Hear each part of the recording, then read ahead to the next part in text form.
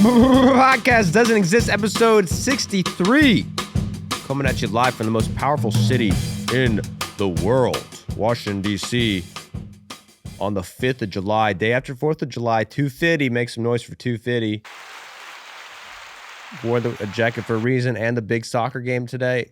It's a big day for the country. Shout out to the country. I think we're going to butt the Belgians as usual. If you're, a lot of people probably listen to this, they probably already saw the historic win.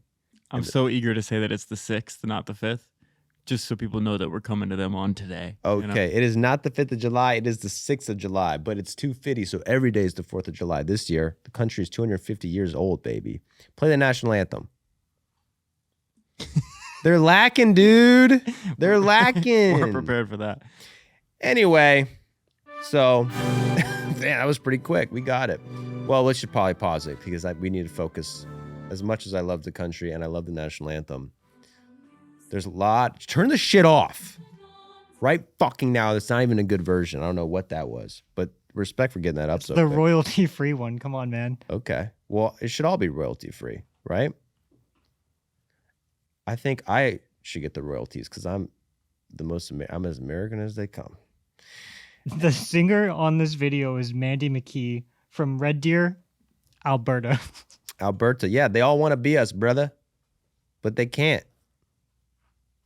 Everybody wants to be an American right now. It's an amazing time.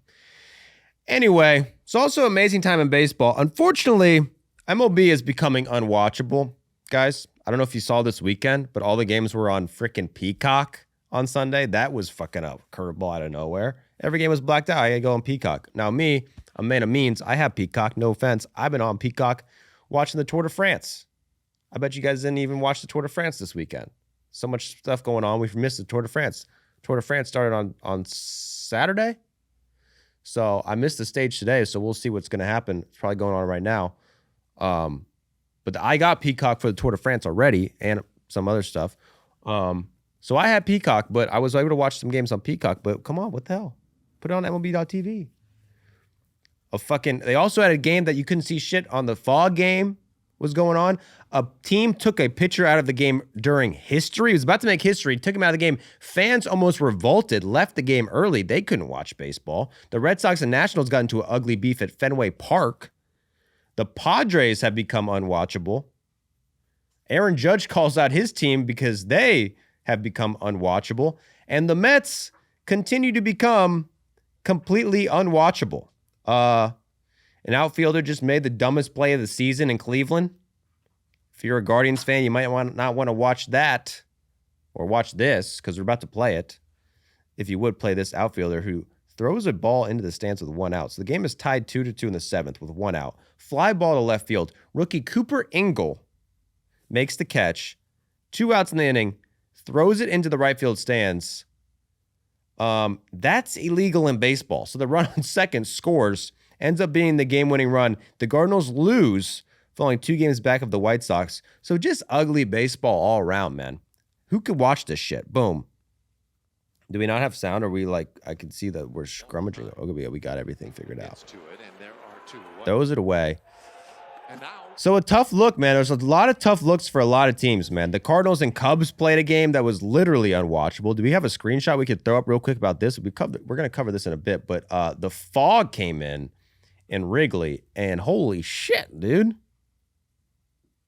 That's pretty dope. You can't see anything. I can't believe they played in this. Also, how about this shot, man? How about this fucking drone shot? Is that a drone? How can you see? Oh, that's a dangerous. This is the 4th of July in a fog storm, and they had a drone up there. That is a dangerous spot for a drone. Firework could come at any second and hit it. A lot of speculation said this could have been smoke from the fireworks, but I believe that it's fog. No, this is just fog. This is fog, baby. Shohei Ohtani is hurt again and may need to stop pitching, and you do not want to watch that. This is probably the worst development of the week for me. So Shohei Ohtani is taken out of Friday's game early with a bicep injury. This is the 3rd injury he's had in the past month, if you've been paying attention. Dealt with a blister against the Diamondbacks. Dealt with that same blister in his next start versus the Pirates. Then in his next start versus the Rays, he bleeds all over the mound. The blister's still bothering him. He's also taken out of a game with knee inflammation, misses a game with knee inflammation. And going into this start on Friday, that start had to get pushed back 2 days. It was initially supposed to be on Wednesday, so he just had a start pushed back for extra rest. So a lot of these little things are building up. Some of the fatigue on Shohei right now is getting a little concerning. Para mí. This comes after his controversial start with Dalton rushing. So Dalton rushing, obviously the talk of the town last week. I mean, who doesn't love a little Dalton rushing hate watch, right? This guy's turned into the most hated player in the league. If you missed it, you've been living under the rock. Him and Ohtani were seen disagreeing on the mound last week. Ohtani continuously shook him off throughout the game. Ohtani ended up calling his own pitches, got upset with rushing after he did not challenge a ball call. The two got crossed up on a call that cost the team a run. Rushing got pissed at Ohtani for that, even though it was Rushing's fault. The two were seen going to the clubhouse together. What's going on down there? Arguing? We don't know. Rushing had to be consoled in the dugout during that game. Ohtani said after the game he didn't feel comfortable with the pitch calling from Dalton rushing behind the plate. And then you look at his ERA with Dalton rushing behind the plate, 4.34 with Dalton rushing behind the plate. Before that, when it was Will Smith, he had a 0.74. So his ERA with Will Smith is 0.74. His ERA with Dalton rushing is 4.34. And Rushing came out after that, said he was embarrassed and that he didn't do a good job from start to finish. Now, this comes after Rushing has also, accused the Rockies of cheating when they probably didn't cheat, told the injured player to fuck off, told a player stealing second he was a fat fuck. His teammates said they didn't want to fly with him on the plane. That went viral. And then that clip of Ohtani looking like he was annoyed with Dalton Rushing.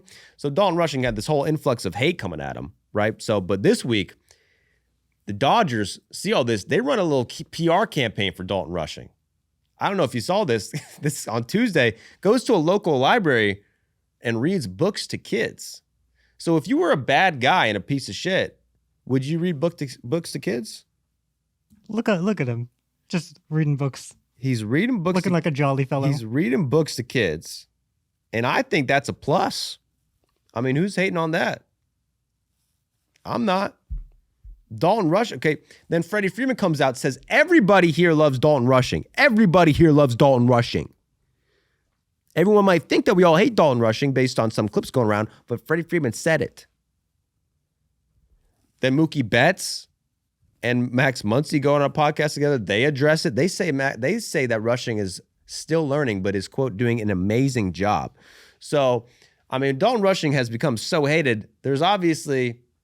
Dodgers got to stick up for their guy. I mean, come on. He's a little bit of a, but like we still fuck with him. And he turns it around this week. So 2 days after the incident, he hits a bomb. That's the clip we saw with him, Shohei Ohtani greeting him on the on-deck circle, give him a high five. Then he goes 2 for 4 the next day, has another RBI in the game after that, then goes 4 for 4 with 4 RBIs versus the Padres. So his bat heats up. Mind you, during all this like negativity, Dalton Rushing was like on a tear. He went 0 for 12 at one point. I think he was batting like 150 over like a month span. So his hitting was terrible and he was getting hated online. When this hate took a climax, he turns that around immediately, has a great week. But the biggest test was Ohtani's next start, which happened on Friday. So a day following his last start against the Twins, where Rushing got all this heat, he said he approached Ohtani with what he called a, quote, partial apology and partial man-to-man conversation. So he went man-to-man with Shohei. Said, let's work this out, brother. What's a partial apology? Well, he apologized, but it was partial apology, partial man-to-man conversation. It's a, I'm sorry, but. Well, I think he's meaning it like this. I don't want to take him out of his context. Mitchell, you're saying it's a half apology. I would say it's a full apology and also a full man-to-man conversation. But if you have two at the same time, it's partial. Conversation's not all apology. So yes. The full apology is there, but then there's more to the conversation. Exactly. So it wasn't just only apology. It was also man-to-man, mano-a-mano type shit, respect. The apology was also man-to-man, the apology itself. So the whole conversation was 100% man-to-man. Two men. But only partially an apology. Got it. But it takes a man to admit when he's wrong. It damn sure does. And Dalton Rushing, I mean, that's a man. And Shohei Ohtani, He's not a man. He's the man.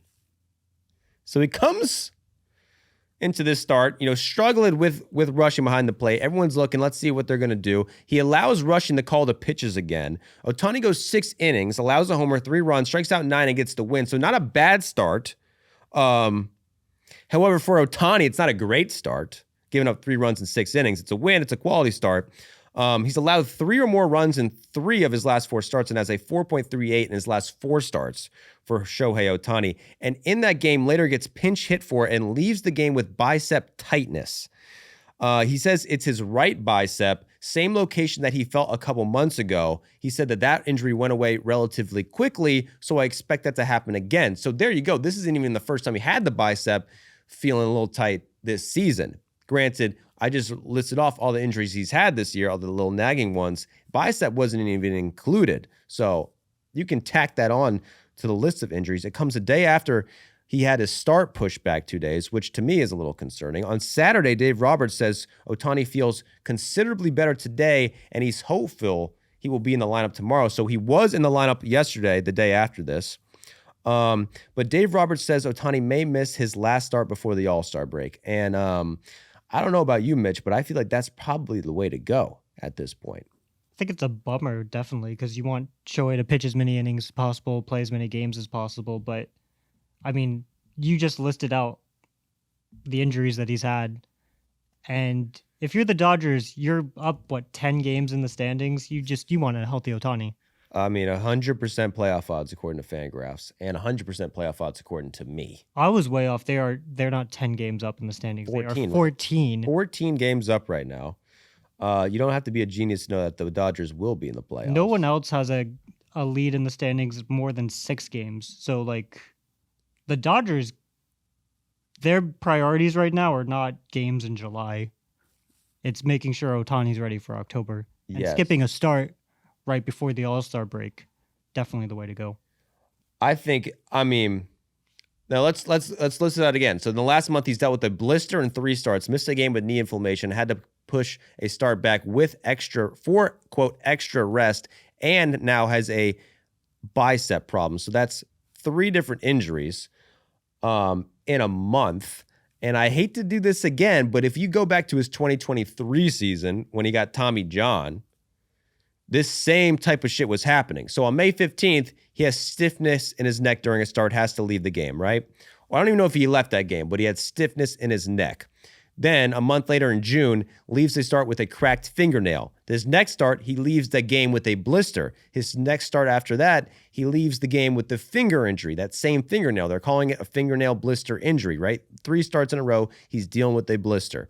The next game, start after that, or maybe 2 starts after that, he leaves the game due to cramping.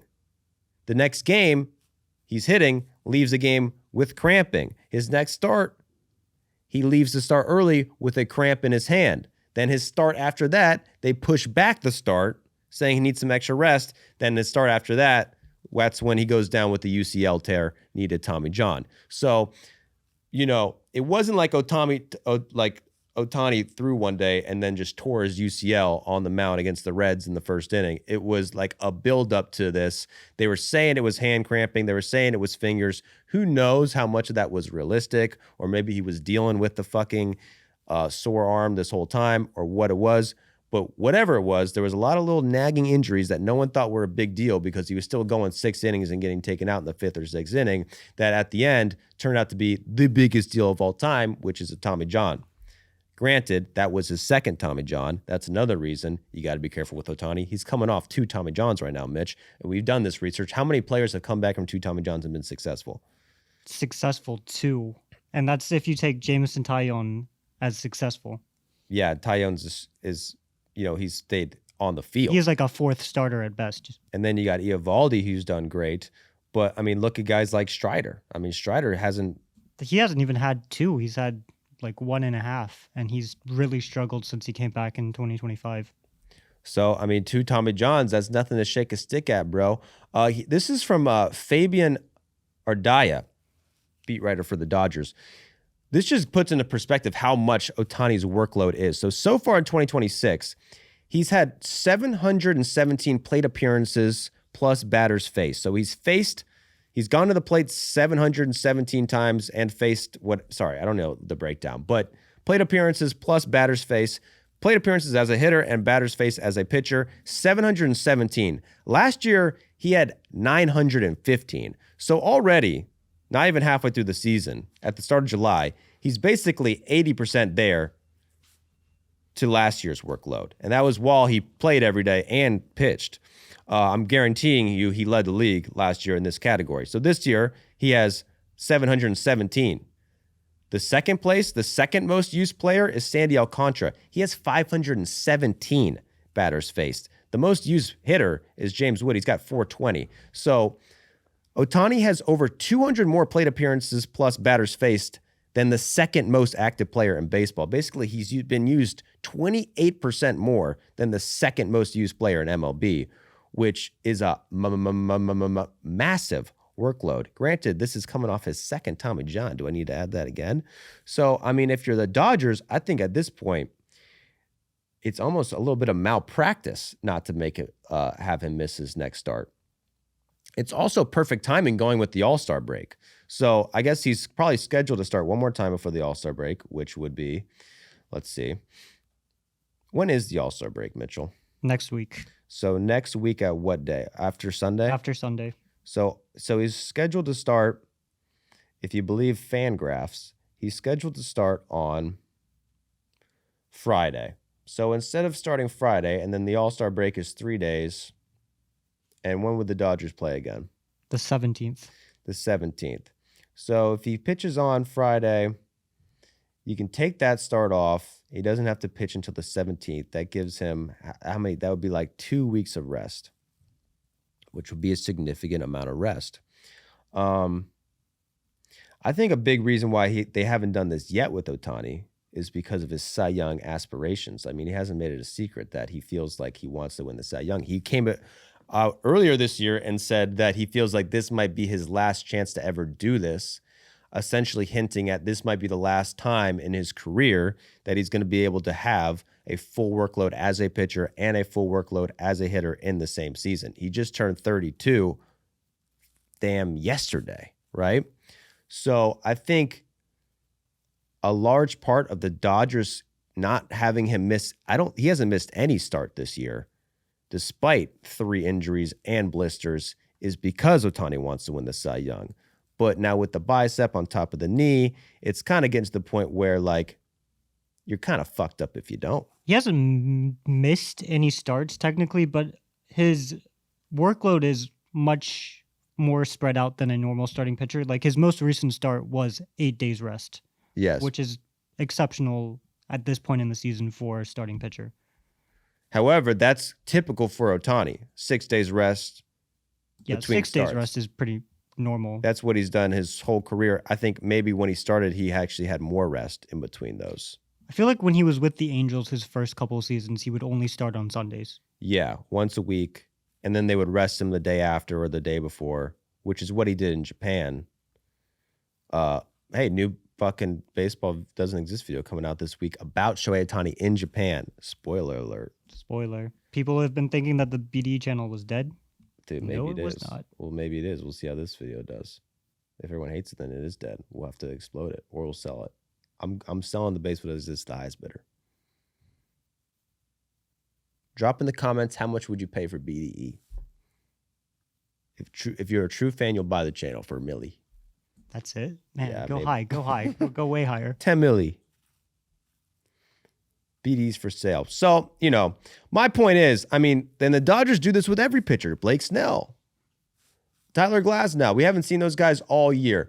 And do you really think they're not injured? They're injured enough to not pitch at all? Maybe they are. I don't know their actual injuries. But Those two guys, I would say, are definitely injured, but they are taking their time to recover. they always take their time with these pitchers. Glasnow came out and said it last year, or Blake Snell, one of those guys, saying that he could have pitched like 50 to 100 more innings last season, but the Dodgers said, hey, bro, take your time. We don't only care about October. That has not been the strategy they've used with Ohtani yet, but I feel like we're getting to the point where it's like you kind of freaking have to, man. You're putting the guy's health at risk. Or who knows, maybe more rest makes him more injury prone. I don't know. Either way, the Dodgers have dominated. They won a series against the Athletics. No big deal. And then they won a series against the Padres. No big deal. They so they win 2 series. They go fucking 4-2. They got a 14-game lead over the Padres, who have shit the bed this week. I mean, is there anything you wanted to add about the Dodgers? I mean, the Dodgers have been going so well that against the A's, they had a throwaway game. Like, legitimately, they did not care about winning. They let a guy named Charlie Barnes pitch 7 innings, even though he allowed 7 runs. The Dodgers just were like, let's get out of Sacramento. Let's get back to LA. We don't care about this game at all. Charlie Barnes? Charlie Barnes. They got a few guys. I like their backup catcher now is Chucky Robinson. Yeah. That is the most fucking 1920s baseball name of all time. Chucky Robinson. Oh, and then they, this guy, Eliezer Alfonso Jr., he made his MLB debut. Did you read about this? Oh, very sad. Yeah. Very, very tragic. He gets called up, and then his stepmom and sister were missing after the earthquake in Venezuela. The next day, he's set to make his MLB debut, and he finds out they had actually died in the earthquake. And he still played. He got a standing ovation. He didn't get a hit, but I mean that's tragic and also incredible that he was able to play at all. Yeah, fucking tough week. Make your MLB debut, but yeah, bad news in Venezuela. Should that be the PD philanthropy? I think so. Should we drop a Venezuela PD philanthropy? Maybe we will. I guess I have to now. I said it. Yeah, we'll find one and we'll add it. Okay, well, we'll do. PD philanthropy is really making a big change. But yeah, shout out to him. What's his name? Eliezer Alfonso Jr. His dad is a former major leaguer. Okay, crazy sad shit. Want to hear some more sad shit? The Padres. Borderline even sadder, bro. The Padres lost 8 in a row going into Sunday, fell below 500. The Padres are below 500. Playoff odds are down 12%. They had to play the Dodgers, then the Cubs, then the Dodgers again, right? That's their last 10 games, right? They went 2-8 in those games. They gave up 67 runs in 7 games. They gave up 23 runs in a game against the Cubs this week, then gave up 12 runs to the Dodgers the day after. So they gave up 35 runs in 2 games. So while giving up 35 runs in 2 games, they also have a pitcher take a comebacker off the ankle, leaves the game, then collapses in the clubhouse. The guy gets hit in the ankle and then faints in the clubhouse. So I don't even know if that's even related, bro. But his ankle led to him literally fainting while he was going to get an MOI or something. They got pitchers literally dropping.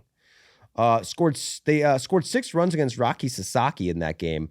Go up 6-0, then blow the lead. Give up 12 unanswered runs and lose the game 7-12. After losing 8 in a row, that is their first 8-game losing streak since 2013. Then on Sunday, their manager gets ejected on the 3rd pitch of the game. Guy goes apeshit on a check swing call. The 3rd pitch of the game, the manager and the bench coach get ejected, try to fire up the boys, and it works. They beat the Dodgers. 1 game, they finally win. They break the 8-game losing streak, and that gets them within 14 games of the Dodgers. 14 games back of the Dodgers. When was it when they were first for a day? Was that not in the middle of May? Bro, that was like... It feels like 4 years ago. But I think it was mid-May. I want to say this is like less than a month ago, bro. Was it June? Hey, Jude. I don't know. I'm about to find out. It was... May 18th. Yeah. So in a little less than 2 months, they go from first place to being down 14 games. What are you going to do, man? What is the main problem with the Padres? I'll tell you what the main problem is this week, at least. Pitching. They gave up 67 runs in 7 games. 23 runs to the Cubs, man. What the hell is going on down there? I mean, I know they've got some injuries, but Michael King's ERA has ballooned, bro. He's up to a 3.5. Walker Buehler, I mean, he's not done well at all. 4.61 ERA. Griffin Canning is who they're relying on now. Not good. 1-6 with a negative .6 WAR. And Herman Marquez hasn't been great either. I mean, I think they still got a great bullpen, right? Yeah, I mean, they still have guys like Mason Miller, Wandy Peralta, Adrian Morejon, Bradley Rodriguez, Jason Adam, but he went on the IL. But like, I mean, if your starting pitching is allowing 4 to 5 runs a game, you're not going to get to the elite bullpen. It's like, and the thing is, like, you'd think that would be the problem, right? Okay, you give up 67 runs in 7 games. That's probably the problem. But the hitting, bro. The Padres right now. Don't look now, Padres. But the fact that this is even a thing is crazy. I'm talking about the San Diego Padres right here, who, how far did they go last year? They lost to the Dodgers in the DS, right? Oh, they lost to the Cubs in the wild card series. But the year before that, I mean, they were 1 game away. this is a perennial. This is a great team with great offense. I mean, we're talking Machado, Tatis, Bogarts, freaking Merrill Kelly. Sorry, Jackson Merrill. I always do that. Jackson Merrill. I mean, this is a lineup that can thump 30th in average, worst average in baseball, worst OPS in baseball. They've scored the least amount of runs in baseball. The Padres have been the worst offense in baseball this year. Did you see that clip of Jorge Posada railing on modern baseball and being like, guys can just hit 200 and hit 30 home runs and that's good baseball? That player is Manny Machado. Manny Machado is hitting 189 and he has 18 homers, but like a 692 OPS, and he's making 25 million this year, 30 some million after this. He's the player that Jorge Posada can't stand. True. But to push back against Jorge Posada, it's not like anyone's looking at Machado right now and saying, he's having a good year. No. I mean, he's hit 18 home runs, which is insane how he has so many home runs because, yeah, he's batting 189. His slugging is only 410, so even with 18 home runs. So that is the one thing he is doing, which is hitting home runs, but it still doesn't really show in all those other advanced analytics, which also show him to be a below average, well below average player. He has had a good 2 weeks, but like still he's batting average over the last 13 games is 250. So this is like Machado at his peak. And then the rest of the Padres, I mean, Jackson Merrill has a 73 OPS plus. Yeah, that's shocking. So, I don't know, man. The funny thing about the Padres were always looking bad, like they seemed like the luckiest team ever in like the end of May, where they had like a good record, but their offense was bad, their pitching was bad, they had a good bullpen, but it was like, damn, how are they doing this with such poor underlying stats? Like no one on the team is hitting, but they're in first place. Then we wonder, well, maybe they're just overachieving for their play. Turns out, so far, since then, it looks like they just really just suck. And it's sad. Still better than the Giants, though. Right? Do we need to start like being like, oh, watch out, Giants could overtake the Padres? Yeah, the Giants are 21 games back from the Dodgers, so 7 games better. And they just lost to a series against the Colorado Rockies. A series 2 out of 3 against the Colorado Rockies. That might be even worse. They might be worse than the Padres. They're definitely worse than the Padres. But Logan Webb won NL Pitcher of the Month. You got to tip your cap to that. Allowed 3 earned runs all month. Respect it. Then he goes to Coors. What happened? I don't know. You tell me. So. He allowed 7 runs in 3 innings. So in the entire month of June, he allowed 3 earned runs in 38 innings. He goes to Colorado, allows 2 homers, 11 hits, 7 runs in 3 innings. And then the reliever after that allowed 6 runs. So first game in that series, they allowed 15 runs to the Rockies with Logan Webb on the mound. Unbelievable. Well, the good news is their hitters are actually started. They're like, it's so funny how these guys ended up having like good seasons. Like Devers right now has a 121 OPS plus. So like, if you took a snapshot of that, you'd be like, okay, Devers is doing all right. Luis Ariz, he's an all-star, 132 OPS plus. He's having a great season. Jung-Hoo Lee, 122, 124 OPS plus. Great season. Bryce Eldridge, great season. I mean, he's had a great season all year. But all those guys were complete dog shit the first month of the year. And now look at them. And then even like Drew Gilbert, Helio Ramos, Matt Chapman, Willie Adames are all up to like league average hitters. So their offense is like turned out to be like not bad. They still are 5th in the league in batting average. I know. And that is the opposite of what Jorge Posada was talking about. Their average is amazing. They can't score runs. They don't know how to knock them in. Because why? He's like, because these new guys, they don't know situational hitting. They can't hit with 2 outs. Kurt Herbstreit was talking about it on Twitter. Did you see Kurt Herbstreit? And then you guys saw Kurt Herbstreit? I'm Mitchell. Do you know who that is? Yes. Good. It's the dude who has a golden retriever. You don't watch a lot of college football, Mitch? No. Who's your favorite college football team? I mean, if I had to pick, it would be Appalachian State. Bro, when they beat Michigan, I was 8, I think, when that happened. you blocked the kick? I'm Corey Lynch. I blocked the kick myself. You know the guy's name. Dude, I'm from there. He's from Boone, bro. But yeah, when I moved to Michigan. My fiance's from Michigan. She's like, no one knows about that. She asked people about it, and she's like, oh yeah, that game? Yeah, I know about it. Yeah, they know about that. Yeah, people don't know that. Mitchell's a real Appalachian mountain man. Don't fuck with them over there. Don't fuck with Mitch. Damn, and then you went to Michigan. I didn't go to U of M, Not though. the school, but the state. Yeah. Enemy territory. Sorry about it, boss. You just lost to the Mountaineers. What's the mascot? Yusuf. Is that the name? What? What is the Appalachian State's mascot? It's like a mountaineer. It is a mountaineer. Yosef. Oh, I guess right. Makes a lot of sense. Makes a lot of sense. Shout out to the Mountaineers at Appalachian State. And shout out to the Arizona Diamondbacks, the opposite of Appalachian State, because it is not in the mountains. It is in the desert. Well, nothing wrong with that, though. Nothing wrong with the desert. They win 2 out of 3 against the Giants, and then they lose 2 out of 3 against the Brewers. So a little bit of an uninteresting team, Mitchell. Tell me something about the Diamondbacks I don't know. I mean, Zach Gallen continued to suck. Brendan Pfaadt got called back up. He had been in the minor leagues. They signed this guy to a big extension last year, so they owe him $46 million through The Pfaadt bot? 2031, and then he sucked. And this year, he had a terrible run in the rotation. They moved him to the bullpen, and they said, you're going down to the minors. He gets called back up to face the Giants, and he allows 1 run in 5.1 innings. He's back. Marte's gotten hot, too. I mean,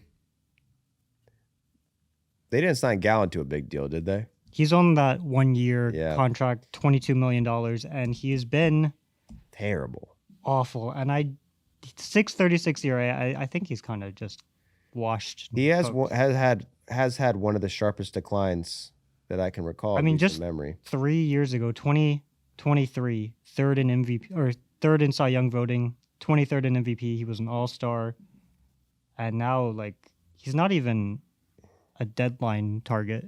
No, I mean, if you look at his StatCast data, it's some of the worst in the league. He is in the 2nd percentile in expected average, 4th percentile in expected ERA. Pitching run value is in the 2nd percentile. His breaking run value, which I guess is breaking balls. I guess you should not throw his slider and his curveball. Yeah, K percentage is the 3%, whip percentage in 7th percentile. It's all blue here. And it's, I wonder what it was, bro. I wonder what happened. I mean, in 2023 pitched into the World Series, so maybe he just got burnt out in the World Series.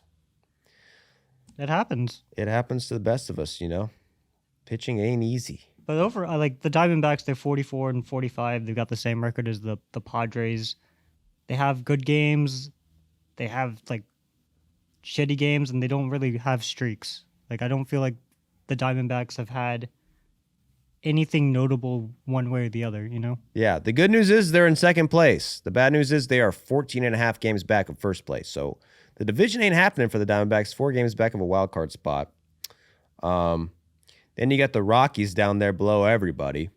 I don't know how much time you want to spend on the Rockies. But I think the only interesting thing about the Rockies is Hunter Goodman, who has 27 home runs. And you think, okay, this guy's just a Coors merchant, right?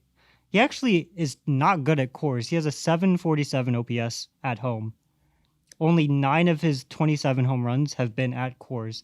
He goes on the road, and he's the greatest hitter in baseball. He has a 990 OPS, 18 home runs away from Coors. He's an all-star, and this guy just does not like playing in the most hitter-friendly park in baseball. Is he going to be in the home run derby? I think we only have one commitment for the home run derby, and we're a week away from And that. that is who? Junior Caminero. Junior Caminero, who did it last year. Almost won it last year. Yeah, and if he won this year, he'd still be the youngest home run derby winner. So Well, he's hit like goddamn 10 home runs in his last 3 games, man. The guy's a fucking home run hitter. we'll get to the Rays, but everything for the Rays is just like Junior Caminero homered again. Yep. He's a home run hitter. But before we get to our next topic, let's get to our next topic. I don't know. I was going to like queue up a brand deal, but I guess we can or we can't. We could put a brand deal here or not. Well, who knows? If you're listening to this at home, there could be a brand deal right now. Maybe not. I don't even know. Brand deal roulette. If you're hearing this, there isn't a brand deal right here. But if you aren't, then there is. Go get the brands. All right, guys. This podcast is brought to you by Quince, man. One thing I love about summer is how easy everything feels. The days are a little bit more relaxed. I find myself reaching for the same comfortable go-anywhere pieces again and again. And Quince, it's what I've been grabbing. Check these pants out. These are some nice 100% European linen pants. They also have 100% European linen shirts. Breathable as fuck. Am I allowed to curse, Quince? I guess they'll tell me later. Naturally become those everyday staples when you wear them. At least for me, the 1 week I've had them, I've worn them like 3 days. And not trying to brag, because they're comfy and they start at just $34, man. Great for a summer upgrade. I know you guys are looking fresh out there. At the beach, at the pond, at the game, at the freaking mall, wherever you're at. If it's summer, it doesn't have to be summer, but if it's summer, it really helps to have some of this stuff. Their tees are soft enough to live in all day, and lightweight cotton sweaters are exactly what you want when summer nights cool down. Everything at Quince is priced 50 to 80% less than similar brands. They work directly with ethical factories and cut down on the middleman, so you don't have to go paying. So you're paying for exceptional quality, but not the brand markup, and that is why they're so damn affordable, yet so damn comfortable and swaggy. Comfortable, swaggy, and they breathe, and they look cool as shit. They're asking me what Quince piece changed my life. I'll tell you right now, the linen pants. I'm wearing them right now. They're freaking nice. I'm nice. They're nice. You look like you own a boat right now. I might have to buy one. Anyone selling? 2 best days of a boat owner's life, dude. The day they sell me one and the day that I take them out on the boat, my boat. Anyway, make your summer wardrobe easier. Go to quince.com/PDE for free shipping on your order and 365-day returns. So if you don't like it, which you will, you can return it. Now available in Canada too. That is quince.com/PDE. QUINCE.com/PDE for free shipping and 365-day returns. Go to quince.com/PDE. You got nothing to lose. It helps the podcast. You look like me. You look cool. Anyway, Cubs-Cardinals had a game, a 4th of July game, bro. Couldn't see shit. This is called the fog game. This is one of the craziest games of the year, craziest game of the decade. So they had a fucking 1 hour delay to start the game. Bad weather in Chicago. First pitch of the game, Cardinals hit a bomb. Then in the third, Cardinals get another hit. They make it 2-0. Then, and you see in the third, they got a little bit of fog coming in the third inning, right? Next inning, there's a little bit of more fog, right? Okay, it's getting a little foggy. Interesting. 5th inning, there's even more fog. So there's a lot of fog looking over here. Showed the fog in the 5th. Because this is where you start noticing, all right, we got some fog in the 5th, but there's a little 5th inning fog. Nothing we can't play through. Come on. It's a 5th inning fog. Then in the 6th inning fog, this becomes an issue. Now we're getting into like foggy territory. I mean, like some real like put on the low beams. Fans in the outfield can't even see the infield at this point. If you look at these videos from the outfield perspective, they're still cheering and watching the game, but they can't see shit. The game is unwatchable from the outfield. Wow. And then Crazy. And then in the 6th, it's so bad they can't even use the center field camera. So the TV has to stop using the center field camera because it's literally unwatchable to see this. Ian Happ takes a pitch, then challenges the call. ABS doesn't fucking work. There's too much fog for the robots. Not even the robots can take the fog. The call stays the same. I would be curious to where this pitch was. We have no idea because the TV doesn't even show it because the cameras weren't working. The fog got so bad, 4 straight batters struck out. No one could even touch the ball. Eventually, the infielders start complaining. You can see JJ Weatherholt being like, we can't see shit, dude. And then Mason Wills also on camera saying, we can't see shit, dude. Center field camera can't see shit, dude. The announcers can't see shit. They had to delay the game, 15-minute delay because no one can see shit. There's a fog delay, first of the season. But the Cardinals end up shutting down the Cubs for 3 more innings, win the game, shut them down. The Cardinals win 2 out of 3 against the Cubs. The Cardinals have a great week. The Cardinals came in the week, kind of on a slow stretch. They fell to 3rd. We're 7 games back of the Brewers. 3-7 in their last 10 going into the week, but they beat the Braves on the road. You got to tip your cap. That is the Chip Carey Revenge Series. Handle business against the Bravos, and then beat their division rival, the Chicago Cubs, on the road for the Cardinals, man. What do you got on the Cardinals, Mitch? I mean, they had 10 runs off of David Peterson on Friday. They had 17 hits, 4 walks. They won the game on Thursday against the Braves after going down 5-1, 5-3 in the first inning. Dustin May got smoked on a liner. Stayed in the game. Did you see that? No. Dominic Smith hits a line drive and it nails Dustin May right in the ankle. May stayed in the game at first, and then the Cardinals scored 7 runs in the 7th to win that game. Just a great overall week. And Dustin May, I think, is okay. He didn't have a fracture or anything. How's he done, man? He got that hot stretch for a while. So he had a great stretch, but then he allowed 6 runs to the Royals, and then they gave him 10 days off. And then he faced the Braves. He was struggling, and then he got smoked on the liner, and he came out in the first inning. I don't know, man. I think the Cardinals, man, I don't know why no one really ever talks about them as being like a young team. Obviously they're getting attention for being good this year. They have been good this year. Definitely overachieving, but they have such a young core. And all of their players, all of their position players are still homegrown, right? All homegrown. Well, I guess there's 2 now in the line. We got Blaze Jordan wasn't drafted by them, and then this other guy, Brian Torres. Yeah.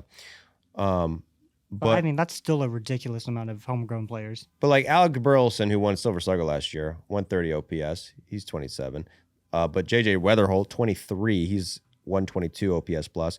Jordan Walker, still only 24, 146 OPS plus. Ivan Herrera, 127. JJ Weatherholt is being slept on by MLB players. They just announced the All-Star rosters, and you get the fan vote and the player vote.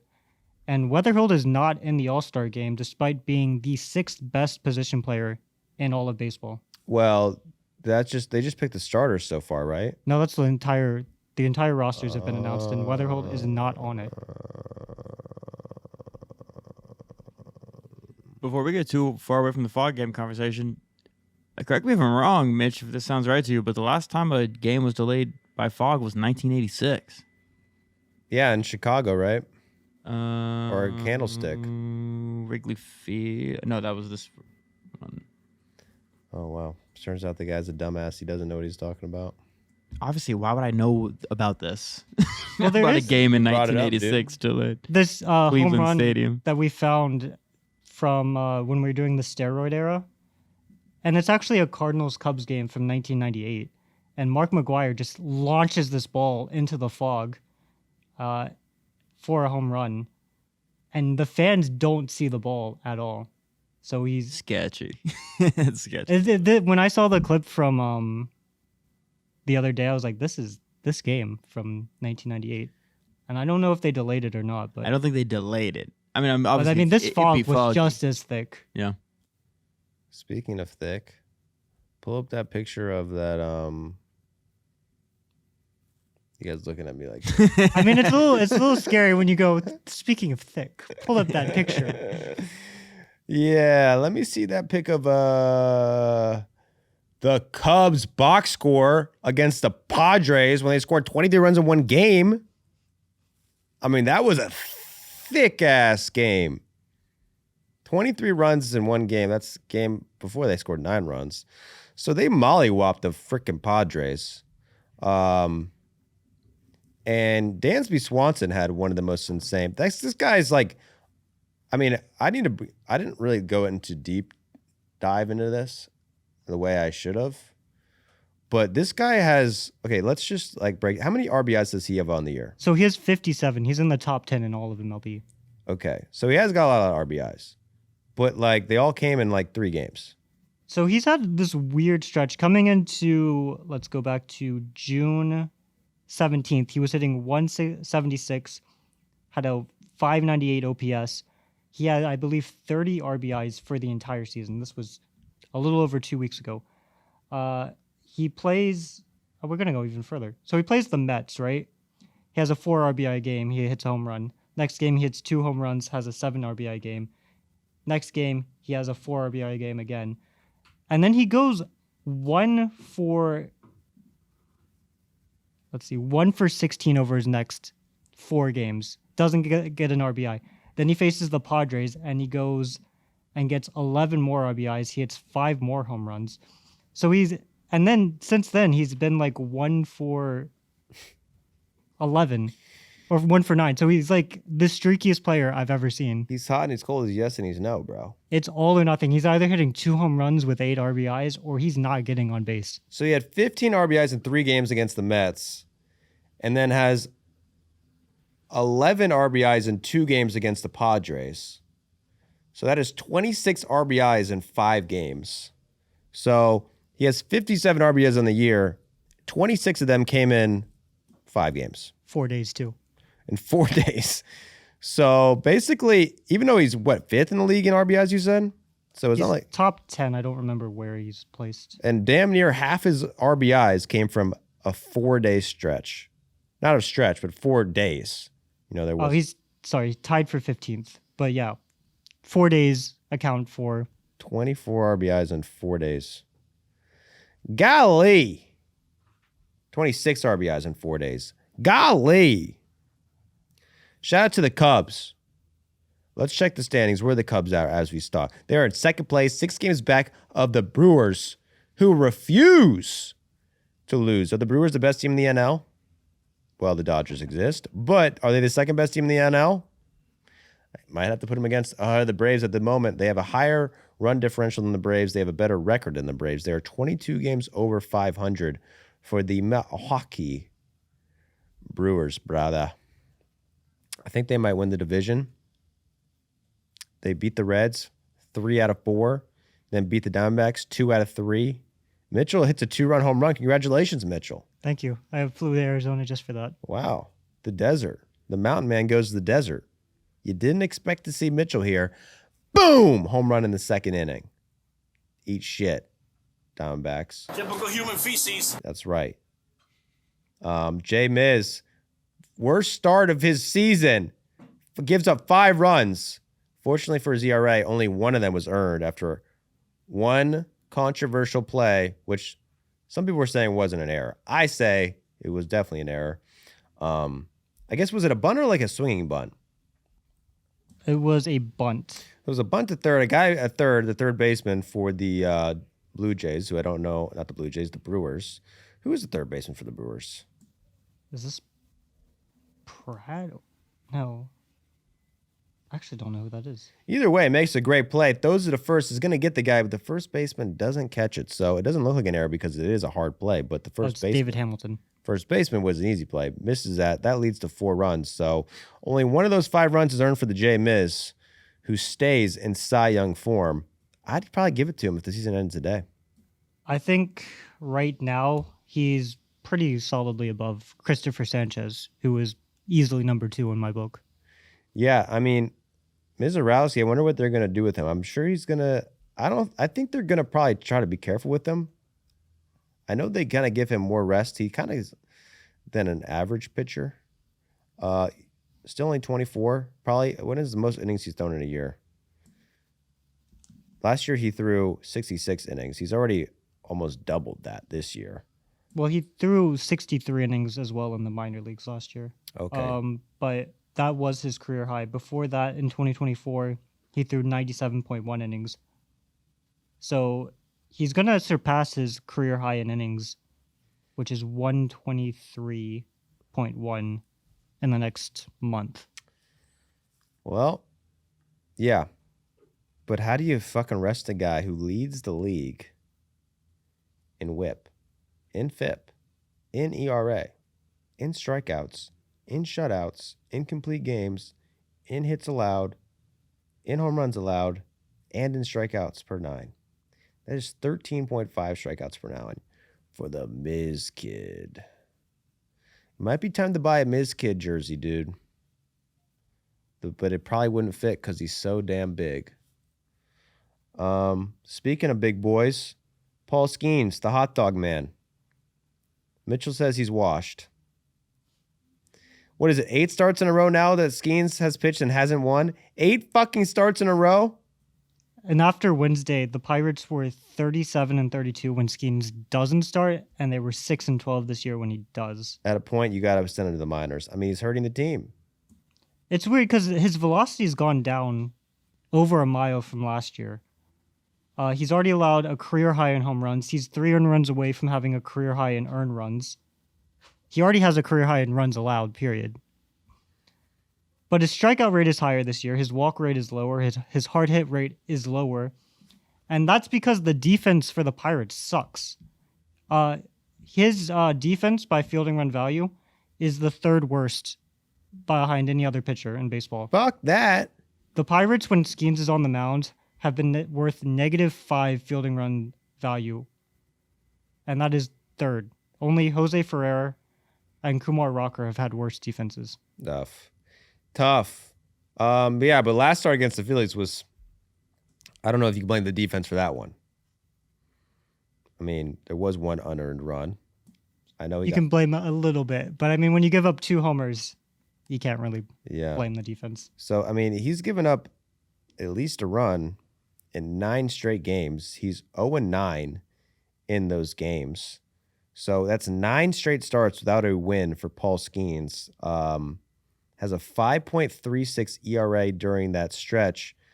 To Mitchell's point, his FIP is a 3.58. So, I mean, that is almost 2 runs different. And you could say a lot of that probably is due to defense. However, still, 5.36 ERA, not pitching Paul Skeens. And it's crazy. The 2 games that preceded this slump were those 2 games where we both thought he was going to throw no-hitters. Yeah. And since then, he has not come close to that at all. Well, we'll see. I mean, the velocity drops is a little worrisome. But he's still throwing 97 miles an hour. Yeah, but not as fast as he was last year. There's construction outside, guys. We're always building here in the city. Anyway, Pirates split the poop series against the Fightin' Phils. And then they won a series here in D.C. Yeah, they come here on 250. They beat America's team on 250. That's not very American-like. Come on, bro. Paul Skeens is cooked, and they are in 4th place. So, Pirates actually kind of need to step it up. I mean, I would say they've had a good season. 1 game over 500. They got a positive run differential, but did win 2 in a row. Beat 2 out of 3 against the Nationals, but they are still out of a wild card. 10.5 games back in the 1st place, man. Dude, the Brewers have really pulled ahead in the cinch. Oh, we didn't even talk about the Reds, bro. I guess the Reds are going to be little brother in the cinch right now. The Reds are in last place. Anything crazy happened with the Reds that I missed? Hunter Green came back. He made his season debut, and I was very excited about this because he was probably one of the best pitchers in baseball. He got the best pitcher in baseball label from PDE a few times in 2025. Oh, yeah. He comes out and he allows 8 runs in 3 innings. So his first game of the season, he has a 21.6 ERA. His velocity was fine. He was still averaging 98.9, which is down from his velo last year. But when you're coming back from Tommy John and you're still hitting 99, you're doing all right. But he was a bit wild. He had 4 walks. So that was a little disappointing. It's very disappointing. And I'll tell you what, I mean, I say it every time we talk about the Reds. The Reds staff in general has been disappointing as fuck. I mean, they on paper, they should be one of the best in the league, bro. They are 21st in ERA, 28th in WHIP.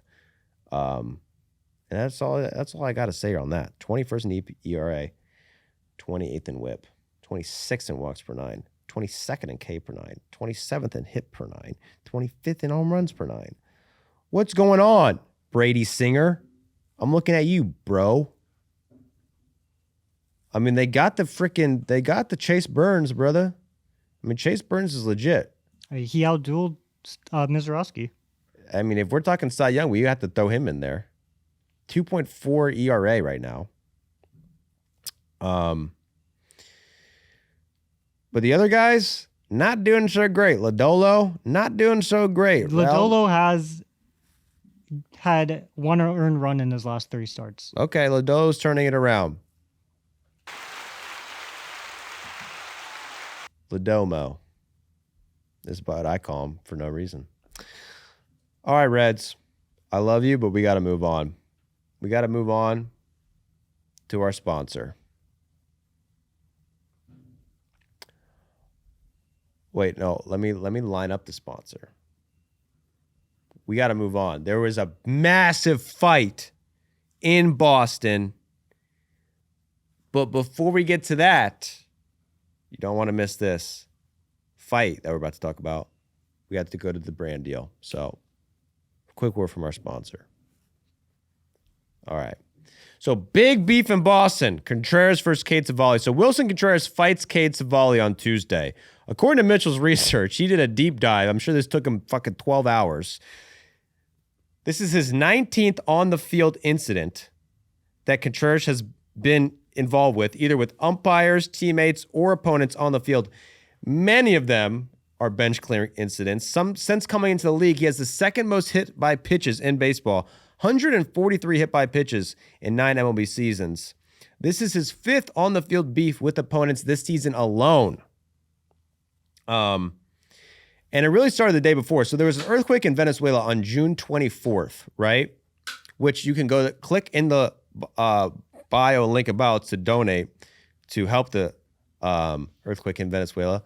PD Philanthropy is helping out. On Monday, Contreras hits a bomb in the first inning, flips his bat, takes 13 seconds to reach first, so he goes crazy. He's screaming Venezuela to his teammates, run around the first, and he's seen the dugout extremely emotional. So it's obviously that, this stuff going on at home is ramping up the emotions, right? After the game, he says, I don't think it's easy. It's not easy to hide. It's not easy to just show up and play with everything that's going on in my country. I think because I feel like I could be there helping people and I can't be there. Later in that same game, he's called out on a check swing, disagrees with the call, taps his helmet, kind of to mock the umpire like he's going to challenge the call. And the umpire ejects him. I know Contreras said after the game that he didn't mean this as in a way to challenge the call. I don't think this angle is going to show it, guys. But he does tap his helmet. Right here. Okay, so it doesn't. So, yeah, I guess he definitely touches his helmet. We can't really see the whole thing. Okay, so, yeah, to me it seems like he's definitely questioning the umpire here now. And this is definitely illegal. Yeah, is it illegal to argue with the umpire at all? I mean, it's like drawing a line in the dirt after a called third strike. So the umpires would say that's disrespectful. It's illegal according to the umpires. Anyway, he gets ejected for that, which is a little disappointing because it is on a big emotional night. It's after he has this big moment for Venezuela, then gets ejected. Then the next day, he faces the Nationals again. He's facing Cade Cavali, who, and after the first inning, Cade Cavali gets out of a jam. And Contreras is on the base passes, and he runs right in front of Cavali, right? How do you say it? Cavali. Cavali. Runs right in front of Cavali, changes his path and brushes right by him, makes him do a little step back to avoid him. At first, I was thinking, hey, this could be on purpose. This could not be on purpose. If you look at the John Boy breakdown of this, John Boy does a great breakdown of this. This guy went through every single scenario ever to track every base runner's running path. And this is the only time anyone's ever taken this path. This is the only time Contreras has ever taken this path. You could see him switch directions and cut right in front of Cavali. So Cavali thinks he does this on purpose. You can see Contreras apologize right after. However, I think it's pretty clear. To me, the commitment from John Boy. Yeah, but Contreras is an instigator, right? He likes to get in the pitcher's head. He talks shit. He gets hit on purpose, then stares the pitcher down. This is definitely right in Contreras' rule book, wheelhouse, to just do a cut right in front of the pitcher just to fuck with him a little bit. Cavali didn't like it. So then in the fourth, he strikes him out and says, "Sit down, boy," and stares him down. 3-2. Locked him up. Stares him down. Contreras looks back at him, doesn't like it. They start talking shit. He ends up charging the mound, tries to throw his helmet at Cavali, hits somebody else. So we got a big brawl here. Let's try to see the jump throw. Ooh, he does a fake throw and then a real throw. Jump throw. Everyone needs to be grabbing each other. He's trying to get loose. He's going crazy. Miles Michaelis, and this other guy, Mr. Eaton from the Red Sox, they get into it. So Wilson gets ejected for charging the mound. Miles Michaelis gets ejected for fighting Nate Eaton, who also gets ejected. The Red Sox manager also gets ejected, but Cade Cavali does not get ejected. So Cavali apologized after the game for saying, "Sit down, boy," saying, "I'm extremely torn up about the way that things were perceived. Obviously, there was no ill intention behind that. It hurt my heart knowing that if there's a 13-year-old black kid in D.C. that sees that, looked up to me and thinks that is how he is perceived and is no longer looking up to me anymore, that hurts my heart. Saying that it's been hard to sleep. I want to spread love in this world, and I hope he's doing okay." Referring to Contreras, says he would no longer use the term boy in his vocabulary. So, but Wilson Contreras also has post-game thoughts.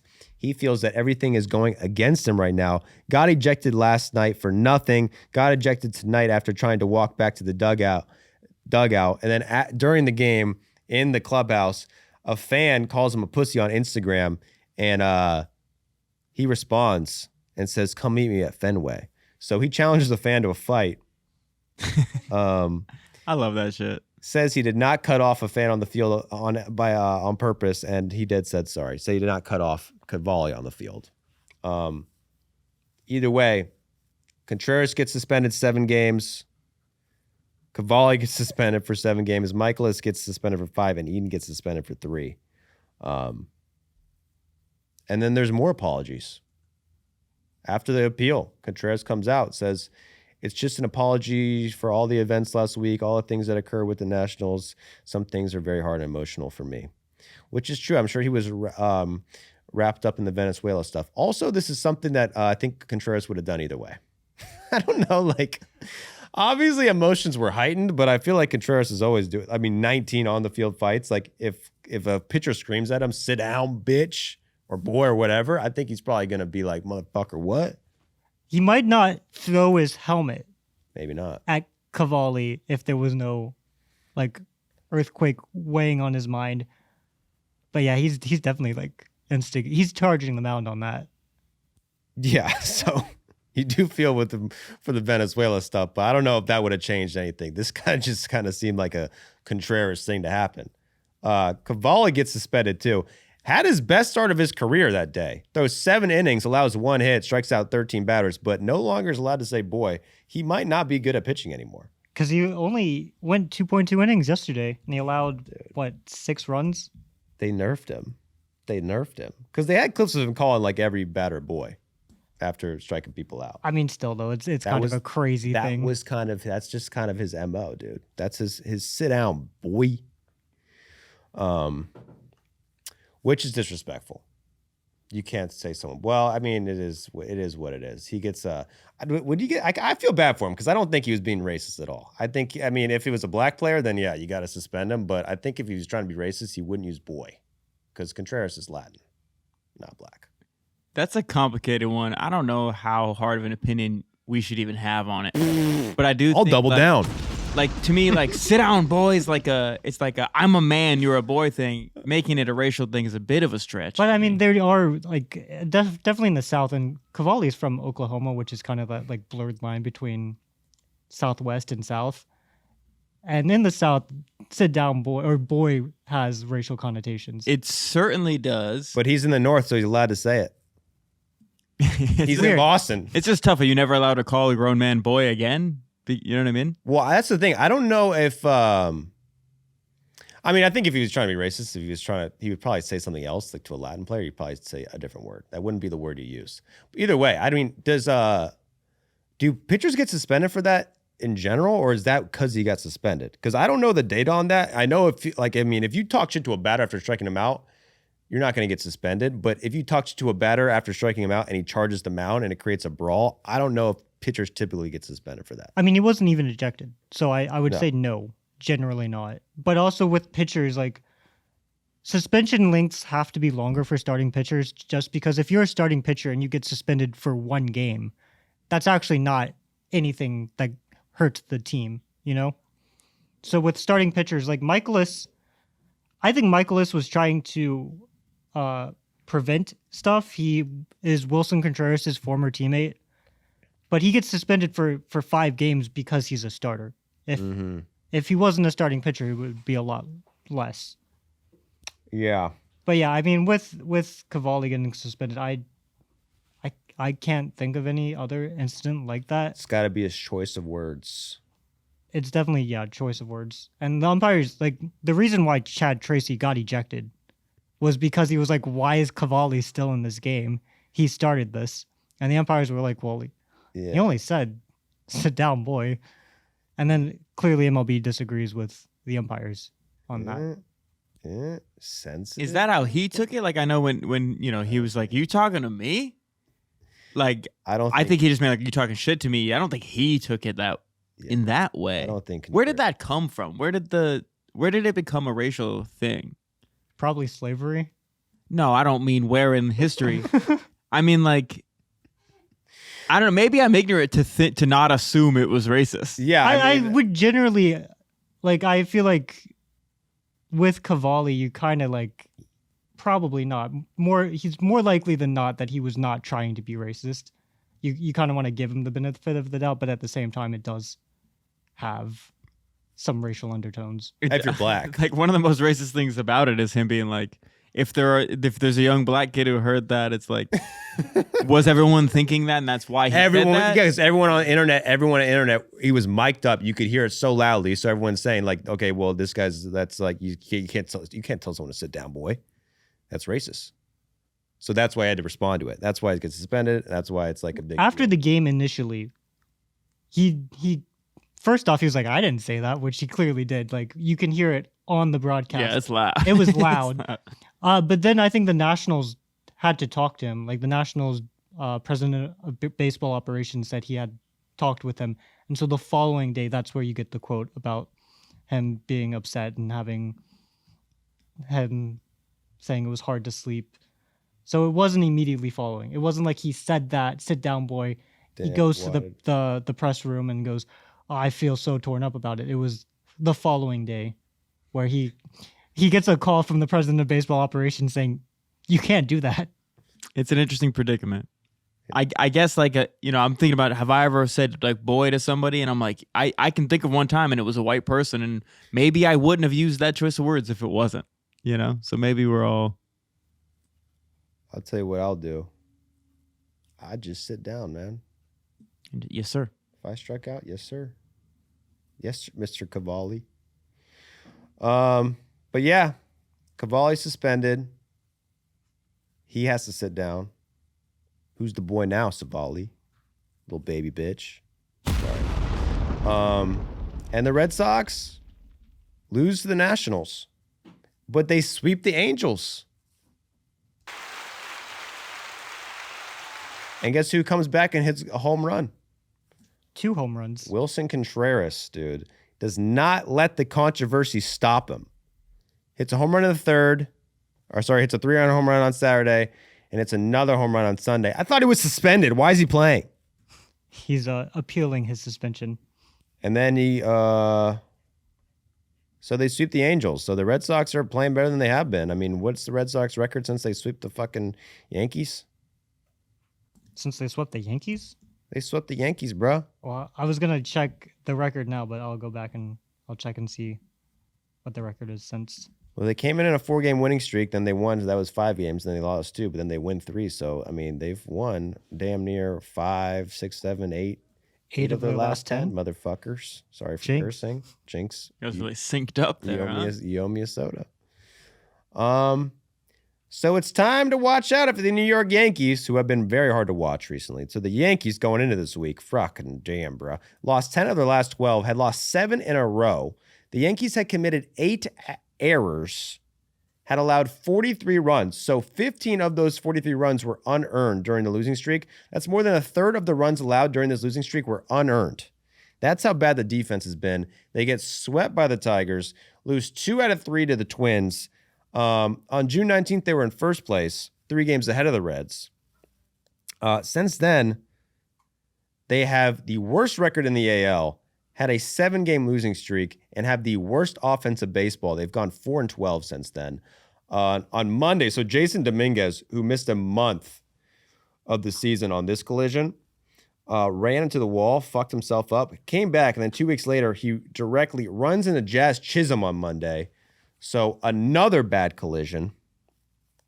Chisholm gets fucked in the head, has to leave the game with a concussion.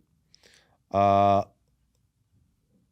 don't know if he actually got a concussion. They were checking him for concussion. I don't think he actually got concussed. But later in the game again, motherfucker Dominguez runs into another wall. So this guy can't stop clotting into shit. Jazz did come back to the lineup on Wednesday. Tuesday, Schlittler has the worst start of his career, gives up 6 earned runs. They get swept by the Tigers. Giancarlo Stanton's hurt. Aaron Judge is hurt. Max Fried is hurt. Carlos Rodon goes on the IL with elbow inflammation.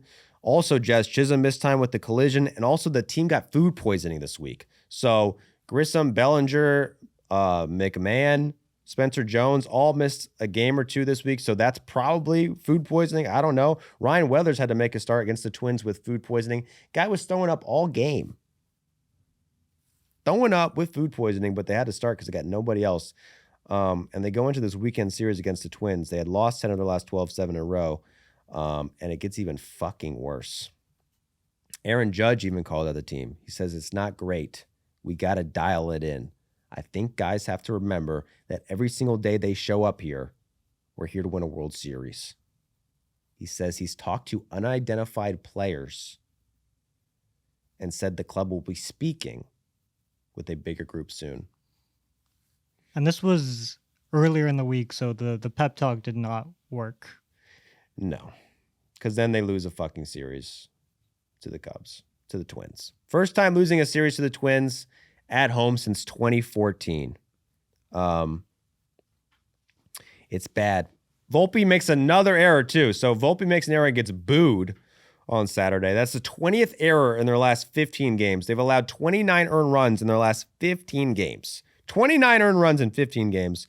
That's the most by a Yankees team in any 15-game span since 1935, according to Katie Schaap. 29 unearned runs. That's what I meant to say, man. So let's make that clear. If they're not earned, they're unearned, but they count the same, and that's the tough thing about having unearned runs. 29 unearned runs in a 15-game span is crazy. Yep. If that happens to me, take me out back and shoot me, dude. We have to murder the defense of the Yankees. They're that bad.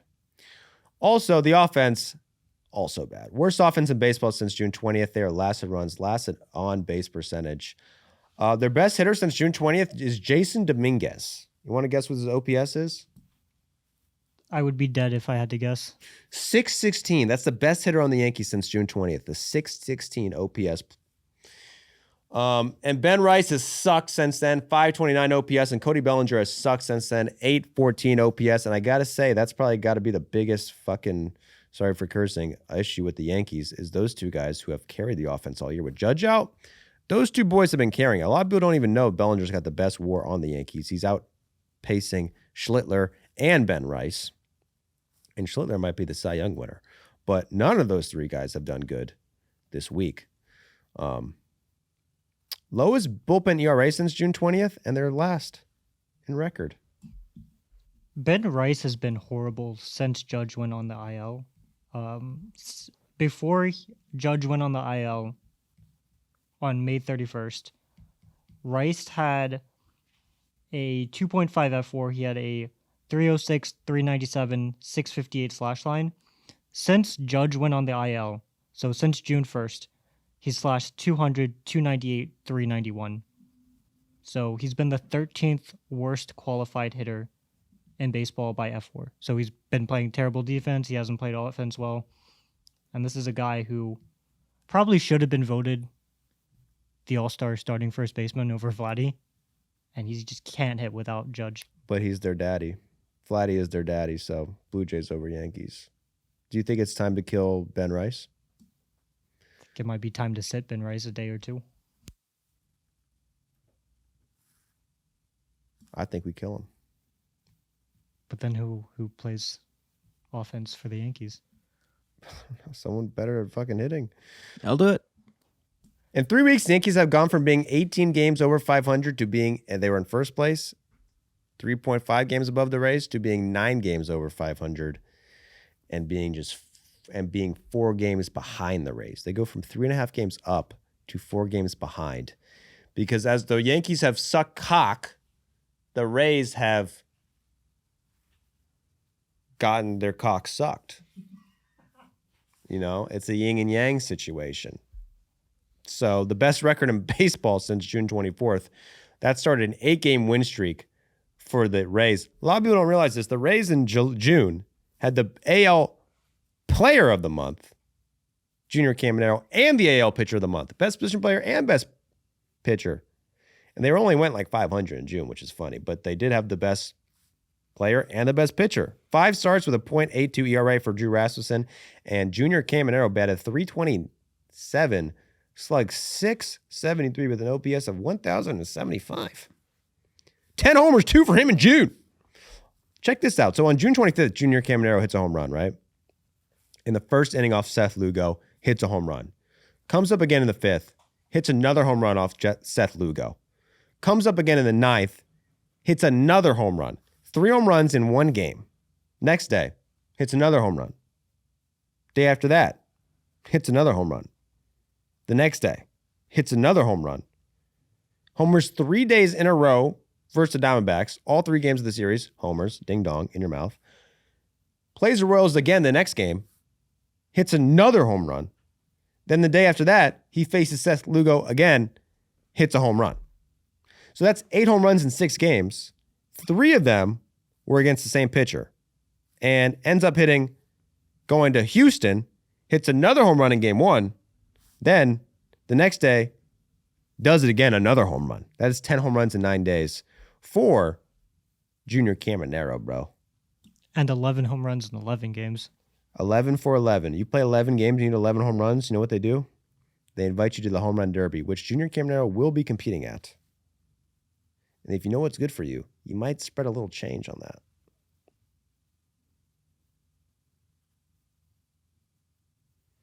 So the Rays, during this home run stretch, they were in second place to start at 3 games back of the Yankees. 11 days later, they're in first place and are 4 games ahead of the Yankees. Gained 7 games in 11 days and have the best record in the AL. The Tampa Barras. I think that deserves an applause for the Rays. You need to do better than that, Rays. You need to do better. We can't get complacent. Not at this point in the season, guys. We're not even at the All-Star break. How's their hard hit percentage? They've lost 2 in a row, Mitch. We have to be honest, dude. It's time to boo. True. And Caminero didn't homer yesterday. Come on, bro. Step it up. I know you were good in June, but you got to do it in July, too. Yeah, he only has 3 homers in 5 games in July so far. Dude, Falling off a cliff. Falling bro. off a cliff. That's why they call you Junior. You're a little fucking. Maybe that's what you should say. Sit down, Junior. Sit down, Junior. You know, it's kind of the same sentiment, but there's no No, you can't get suspended for Junior. What are you doing right now? Does it even show? I'm showing my Junior. You're my little Can you fucking see son. it? Well, remember Josh Naylor did call Garrett Cole his little fucking son, which I would argue was a lot more disrespectful, which was like 10 times more disrespectful. But it You're my lacks little- certain connotation. I don't know. I guess you're right. I mean, Naylor does have the pass. Has Jack seen the rocking the baby thing? You're my little fucking son.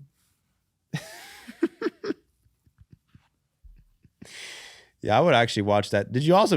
We should also cover Josh Naylor because Josh Naylor's ex-teammate put out a funny Instagram comment about Josh Naylor, who really just paints him as the biggest psychopath in the league, which doesn't surprise me. But as Mitchell's trying to find out this clip, so Stone Garrett, former MLB player, former teammate of Josh Naylor, comments on an Instagram post discussing Josh Naylor's beef last week, says, Josh Naylor liked to play stupid games. Dude would come into our apartment, parentheses, we were neighbors, with aerosol and lighters multiple times. That wasn't his first time in our apartment with a butcher's knife. The guy hid in my closet, waiting for me to get home. When I went to hang up my shirt, he jumped out with a knife, pointed it at me. It caught my thumb, sliced it wide open. I went to the ER, parentheses, he waits for me when I get back. First question is, quote, are you going to press charges? Next day, coach holds a team meeting saying front office wants to keep it hush hush. LMFAO. Not Sorry. anymore. Yeah. Now he's Stone Garrett can say whatever the fuck he wants. I get surgery because I cut my nerve. Still can't feel my thumb. He got suspended for 1 game, LOL. 2 weeks later, he goes to the Futures game and gets traded. He is the most psychotic person I've ever met in my life. Yeah, that's not like a funny story. Like, this guy should be in jail. Like, you should. All right, I found a clip from a Twitter user called Baseball Doesn't. Let's go. Oh, I have seen this. Also, baseball doesn't what? Baseball doesn't what, man? You Baseball know? Doesn't. I don't know, We'll leave man. it at You that. have to talk to him. It's my little. Oh wait, did you fucking see son. this to the dugout? He's my little fucking son. That's fine. Like, you know, who doesn't love a big boy celebration, you know? In every sport, it's the best thing that happens. Rock the cradle, Josh Naylor. Nobody likes you. Nobody like Austin Hedges. I like him, despite the fact that he hid in a closet with a knife and pranked Stone Garrett. It's just a prank, bro. Just a prank, bro. Speaking of Canadians, the Blue Jays. Martin Brodeur. Speaking of Canadians, Justin Bieber. Speaking of Canadians, Neil DeYoung. Speaking of Canadians, We're just naming Canadians. Sidney Crosby. George St. Pierre.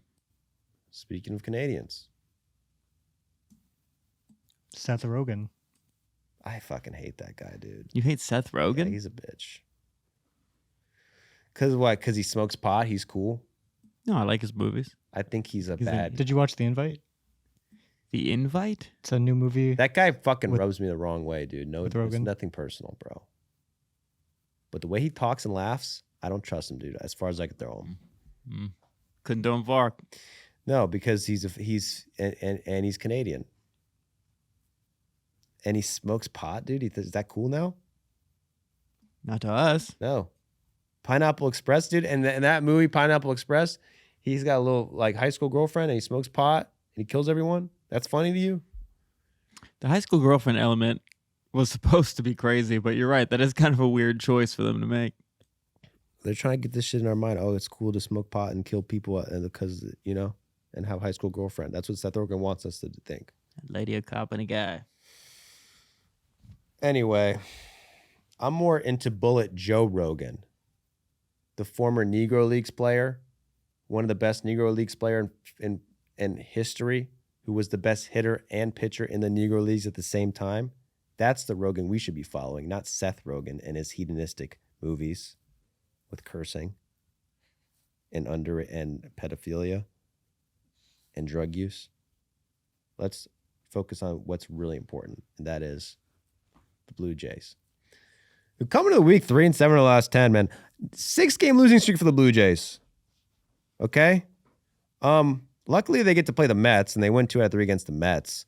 And then they, win 1 out of 3 against the Mariners. So another little fucking mid to average to midweek for the Blue Jays. No, they were terrible. Like, they were gifted a game on Monday because Soto doesn't know how to field a fly ball. Soto, you already know. Then they get the obligatory Canada Day where they go off on Canada Day. That's the only time they scored runs, really. They scored 13 runs all week. 9 of them came on Canada Day. And then they get shut out for 23 straight innings against the Blue Jays.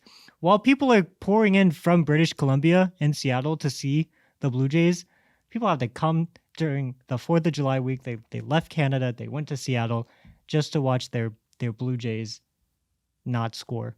Well, it doesn't surprise me they came to America for 4th of July.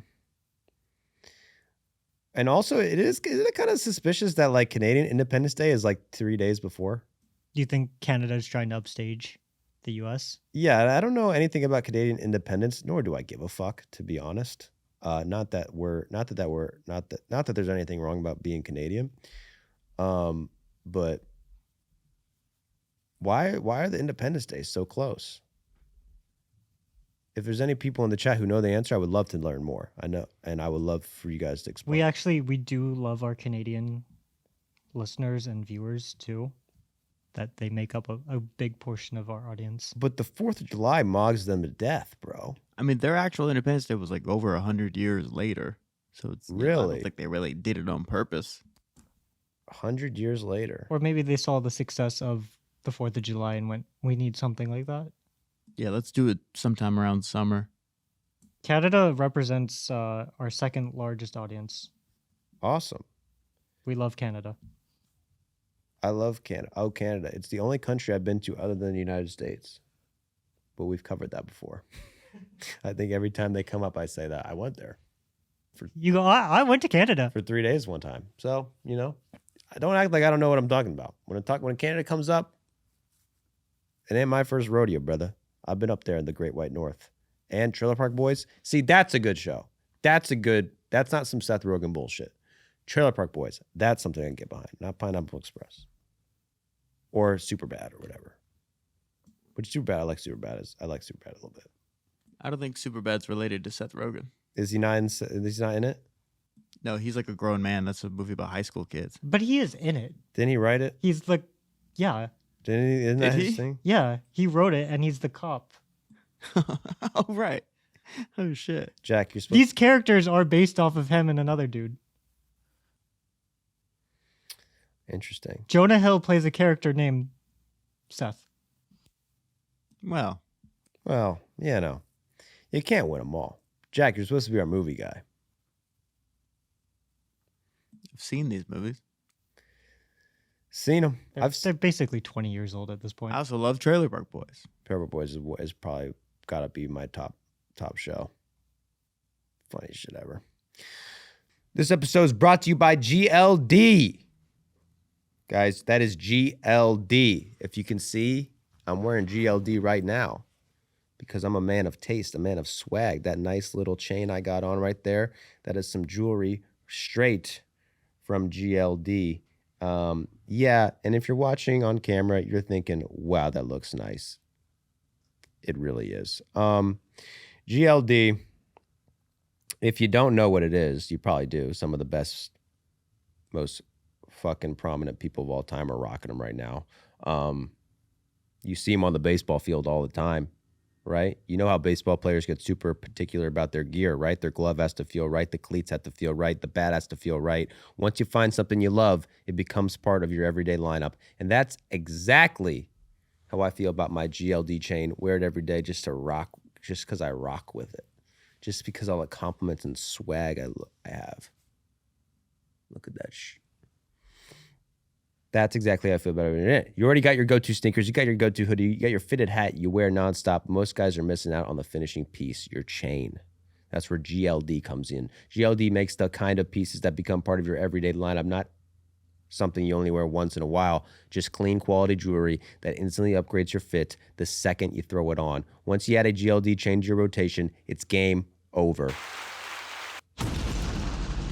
And this isn't the cheap stuff. This isn't the cheap stuff either, guys. GLD uses real gold. Every stone is hand set, and the quality is on a completely another level. You can see it immediately, and you definitely feel it when you put it on. Okay? If you're a baseball fan, guess what they got? They got MLB license collection.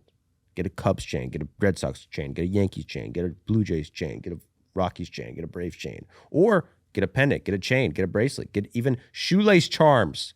All featuring official team logos. So whether you're a Yankees fans, Dodgers fans, Cubs fan, Padres fan, or wherever you rep, you got your team covered on GLD.com. Honestly, it's one of the cleanest ways to support your team without looking like you're headed straight to the stadium. And outside of the MLB collection, they got everything else too. All right? They got watches, bracelets, pendants, classic chains, anything. Check it out.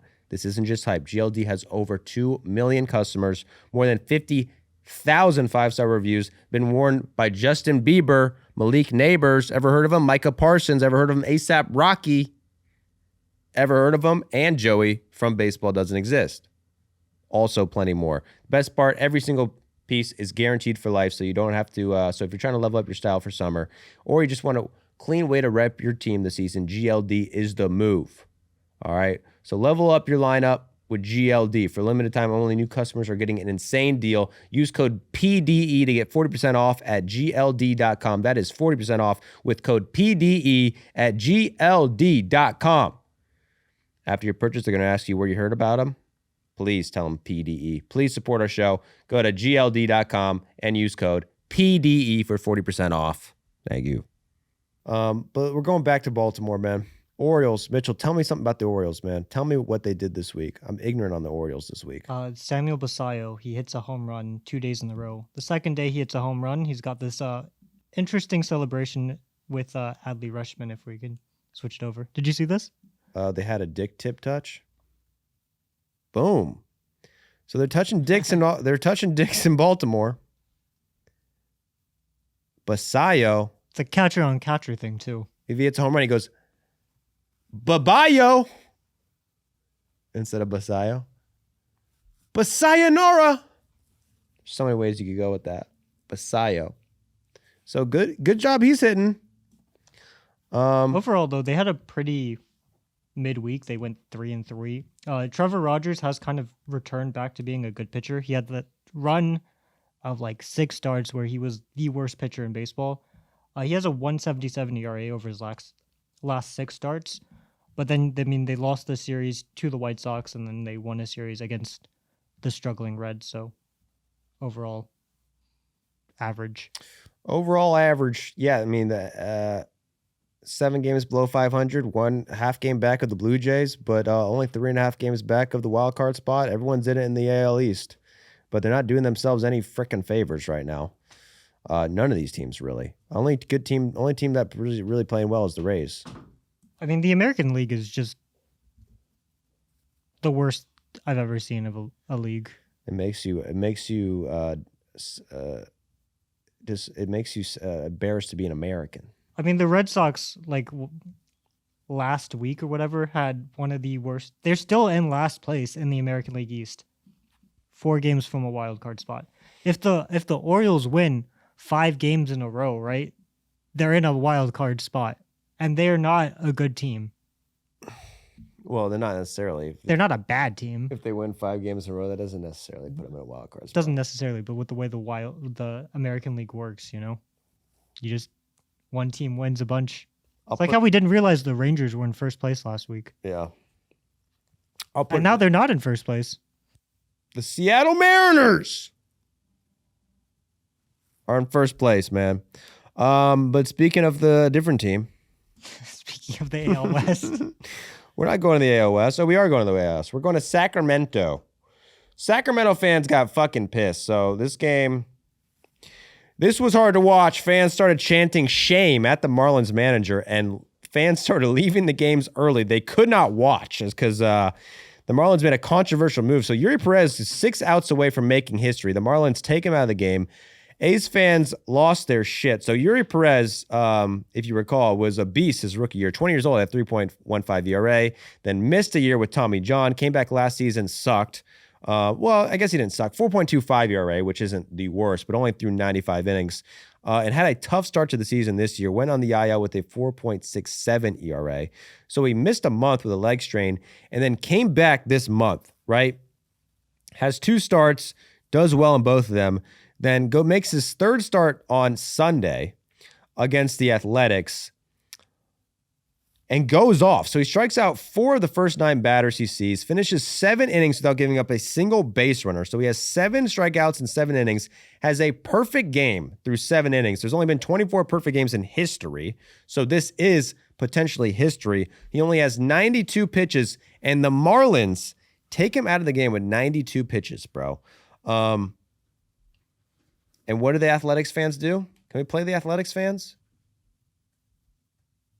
And Athletics, they're familiar with perfect games. You got Dallas Braden threw a perfect game for him. And the last perfect game, which was the most insane perfect game with Domingo Armand, that was a perfect game in the Coliseum. Leaving the ball game? Well, no, not necessarily. But under these circumstances, I can understand it because they wanted to see. Come on, Dallas, let it ride. And they were seeing something special with Yuri. Are they yelling shame? Shame. Wait, Shame. switch back over. At the Marlins manager. Fans don't realize and understand. They wanted their team to get no hit. Yeah. With Yuri, that he, is coming back from. Well, yeah, I mean, they're probably not actually A's fans. They're in Sacramento. They're A's fans for 2 years. Marlins bring in a new pitcher. First batter he faces, walks him. So perfect game over immediately. They love that. They cheer that shit on. Walks the first batter he's faced. Fans go crazy. Then he gives up a single, gives up another hit, gives up a double, walks another guy, gives up a grand slam, then gives up another hit, gives up 5 runs immediately. So the Marlins were up 8 runs, had a perfect game in the 8th inning. Now they're only up 3. They score 1 run in the 9th. Thank God they did. So then they bring in the closer. He gives up a single. Then he gives up a double. Then he gives up another hit with runners on 2nd and 3rd. All of a sudden, the Athletics, who had just had not given up a base runner all game and were up 8 runs. Sorry, we're down 8 runs. The Athletics hadn't had a base runner all game and were down 8 runs. Had the tying run on first with 2 outs in the 9th inning. Grounds out and the Marlins win. So the Marlins almost choke a historic choke job, which would have been a hilarious choke job. But they do not choke the choke job. And we got to give them their flowers, bro. The Marlins are the best team in baseball since June 1st. That is over a month, guys. 23-8 since June 1st. If they did that over a full season, they'd be the best team of all time. Let that sink in. During that stretch, 2nd lowest ERA in baseball. 2nd lowest starters ERA in baseball. And that's why you kind of got to defend this move right here. So during that stretch where they had the 2nd best starters ERA, their starters are Sandy Alcantara, Max Meyer, Lake Bachar, Ryan Gusto, and Tyler Phillips. So basically, 2 of those guys are like real legitimate starters. One of them, Gusto, is kind of a starter. Is a starter like half the time. He's come out of the bullpen and started games. Bachar and Tyler Phillips are... It's Bacher. Okay, know-it-all. Fuck, dude. They're not starting pitchers at all. So they only have really 2.5 starting pitchers. So my point is, Yuri Perez is extremely important to this team because we gotta come to terms with the fact, Mitch. I know it's hard for us to do this. The Marlins are really good. They're a playoff team. At the moment right now, they are a playoff team, and they need to think about making a run in the playoffs. If they only have 2 starters in the playoffs, what do you think is going to happen? They lose. No, they do lose. Sorry. I meant to say yes. They lose. So ready to disagree with me. And no, you're wrong. They win. They win with 2 starters because that's what the Marlins do. All we do is win, win, win, no matter what. Got money on my mind. I can never give it up. And every time I step into the field, as everybody's hands go. And they stay there. The Marlins stay there. The Marlins stay there. But that's why they need Yuri Perez, right? Coming off the IL. 3 starts, 1.07 ERA, 17 Ks in 17 innings. His last 5 starts is a .99 ERA. So, I mean, Perez was a top prospect and came out hot at 20 years old.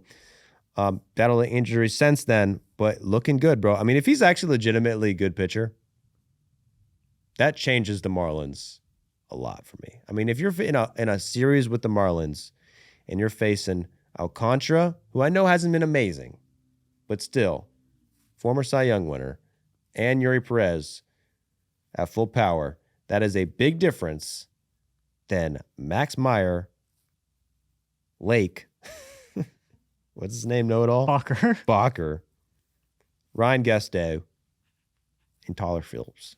And we also can't sleep on the Marlins offense. They have the best WRC plus since June 1. They scored the 8th most runs in that span. But this past week, they went to Colorado, they went to Sacramento, 2 of the most offensive-friendly ballparks in baseball, and they scored the most runs and hit the most home runs. Since June 1st, Kyle Stowers has a 976 OPS.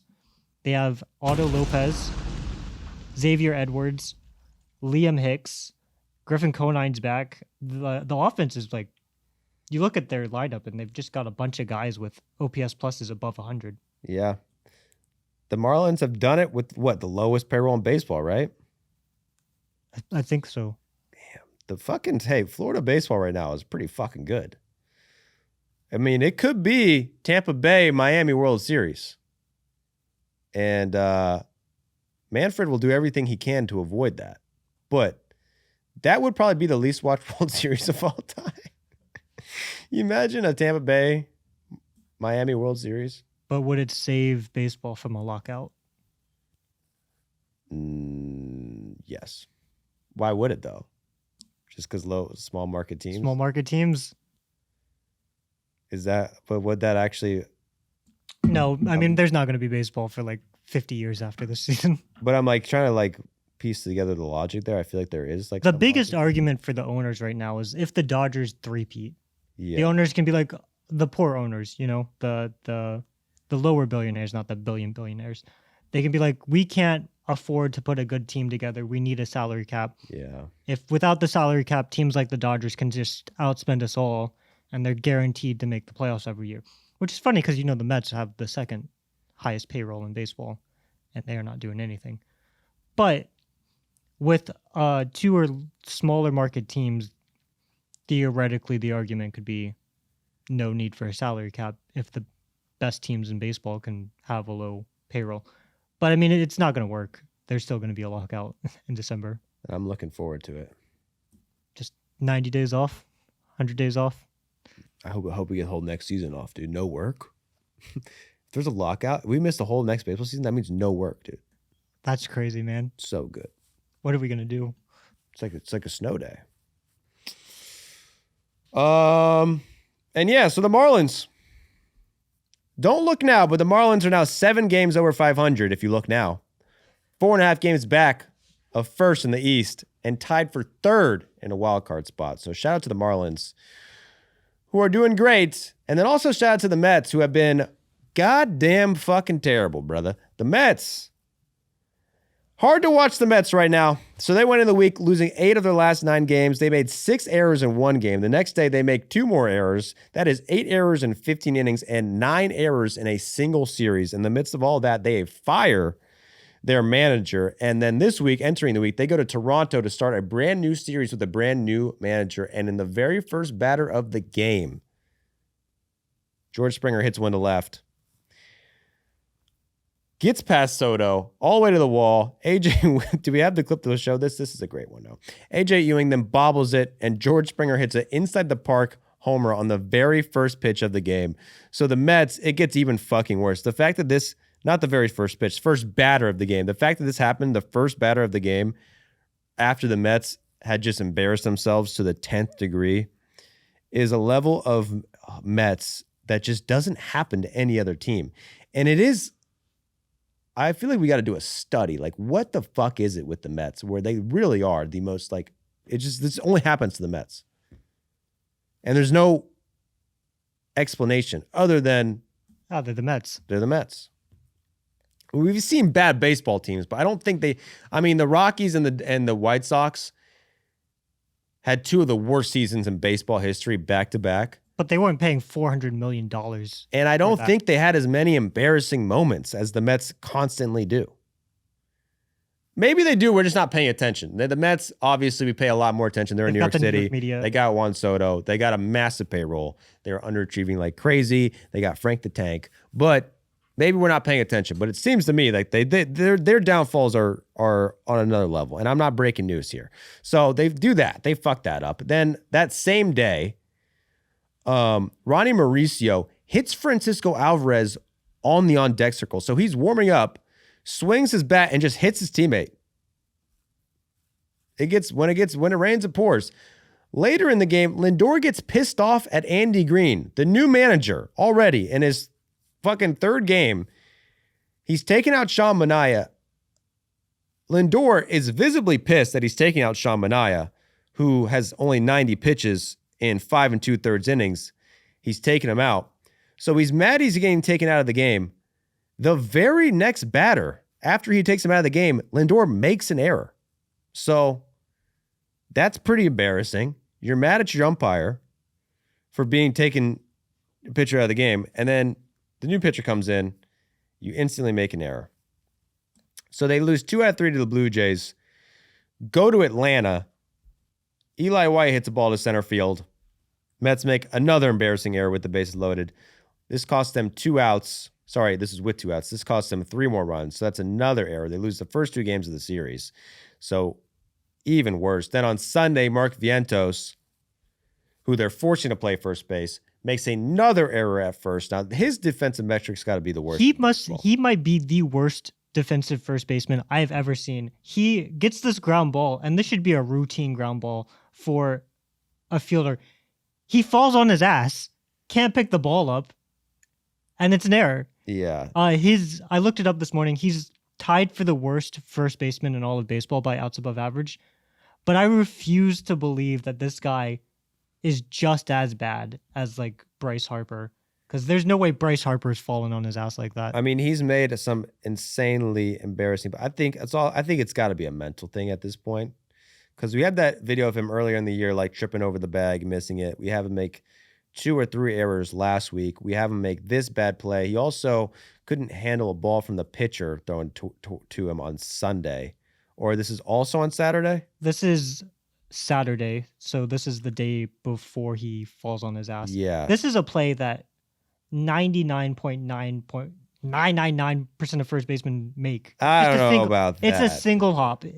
It's a single hop. It's an in-between hop, dude. The pitcher's not throwing it that hard. And it's slow motion. You can't tell. You think Pete Alonso's not making that play? I'm sure if you do that to Pete Alonso 100 times, he'd miss it more than once. That's my prediction. You have Austin Warren being like, what the fuck, dude? Well, Warren doesn't need to be showing up his infielders. Okay? That's my thing. Do not show up your infielders. Now, maybe he was mad at himself. It was a bad throw. It wasn't a great throw. It was a bad throw. It was a in-between hop as well. One hopper. Like all hops are the same, Mitchell. One hop this time. All one hopper. All hops are the same, brother. We know that all hops are not created equal. There's in-between hops, there's short hops, and there's Christmas hops. I mean, you wouldn't be talking about it if he didn't fall on his ass the next day. What's a Christmas hop? Christmas hop is the one that you get one right at your chest. Easy hop. You get a good easy hop. Easy hop right, you got a Christmas hop. Those are the easy ones to field. But, what are you going to do? Objectively, bad at infield. We're all in agreement at that. Not even bad. Was he bad at third base? What is his metric? I mean, he was bad at third base, which is why they moved him to first. Interesting. But he's worse at first, which you usually don't see. Usually first you'd think would be easier than third, but we got him at first, doing bad. And the Mets continue to do bad. And then on Sunday, so he mishandles that throw at first, right? And the Mets go into the 9th. They're finally beating the Braves, right? They go in the 9th up 10-3. Then they give up a single. Give up another single. Pitcher throws away a pickoff, throws that in the right field, a run scores. All of a sudden, the bases are loaded. Then they give up a grand slam to Drake Baldwin. So now all of a sudden, the Braves are within 2 runs. They have to bring in their closer. Matt Olson hits a double. Devin Williams throws a wild pitch. Then Michael Harris grounds one to first. Can't get him out. Mauricio Dubon then hits a double. So in about 10 minutes, the Mets go from winning by 7 runs in the 9th inning, having a 100% chance to win this game, to having the tying run on third base. Devin Williams has to face former Met Dominic Smith with runners on first and third and 2 outs and gets the strikeout. Thank God the Mets won that game. Well, I'm actually pissed about it. That would be hilarious, not only because I'm a Braves fan, but it would just be good for the content. Just for shits and gigs, just to watch the Mets downfall. I mean, whether they won or not, the downfall is a downfall, but they do win that game. So they do gain a game on the Braves on Sunday. They do lose the series, but as we stand right now, they are only 16 games back of the Braves. Would have been 17 if they lost that. So they get it in within 16. But I would say probably the worst thing was off the field still. So obviously last week they fired their manager, Eric Chavez, who's a former Mets player. Did he play for the Mets? No, he was their assistant hitting coach. I know, but he also played. I don't know. He played for the A's for a while, and then he played for the Diamondbacks, but I don't think he ever played for the Mets. Okay, so I guess he never played for the Mets, but he was on the hitting coach, and then he got fired, I guess. He played for the A's, Yankees, and Diamondbacks. So he got fired. He's not a fan of David Stearns, their general manager or president or whatever it is. He takes the coaches, Carlos Mendoza's back, calls out the Mets GM and kind of just the whole organization, says there's a lack of leadership and accountability from the top down.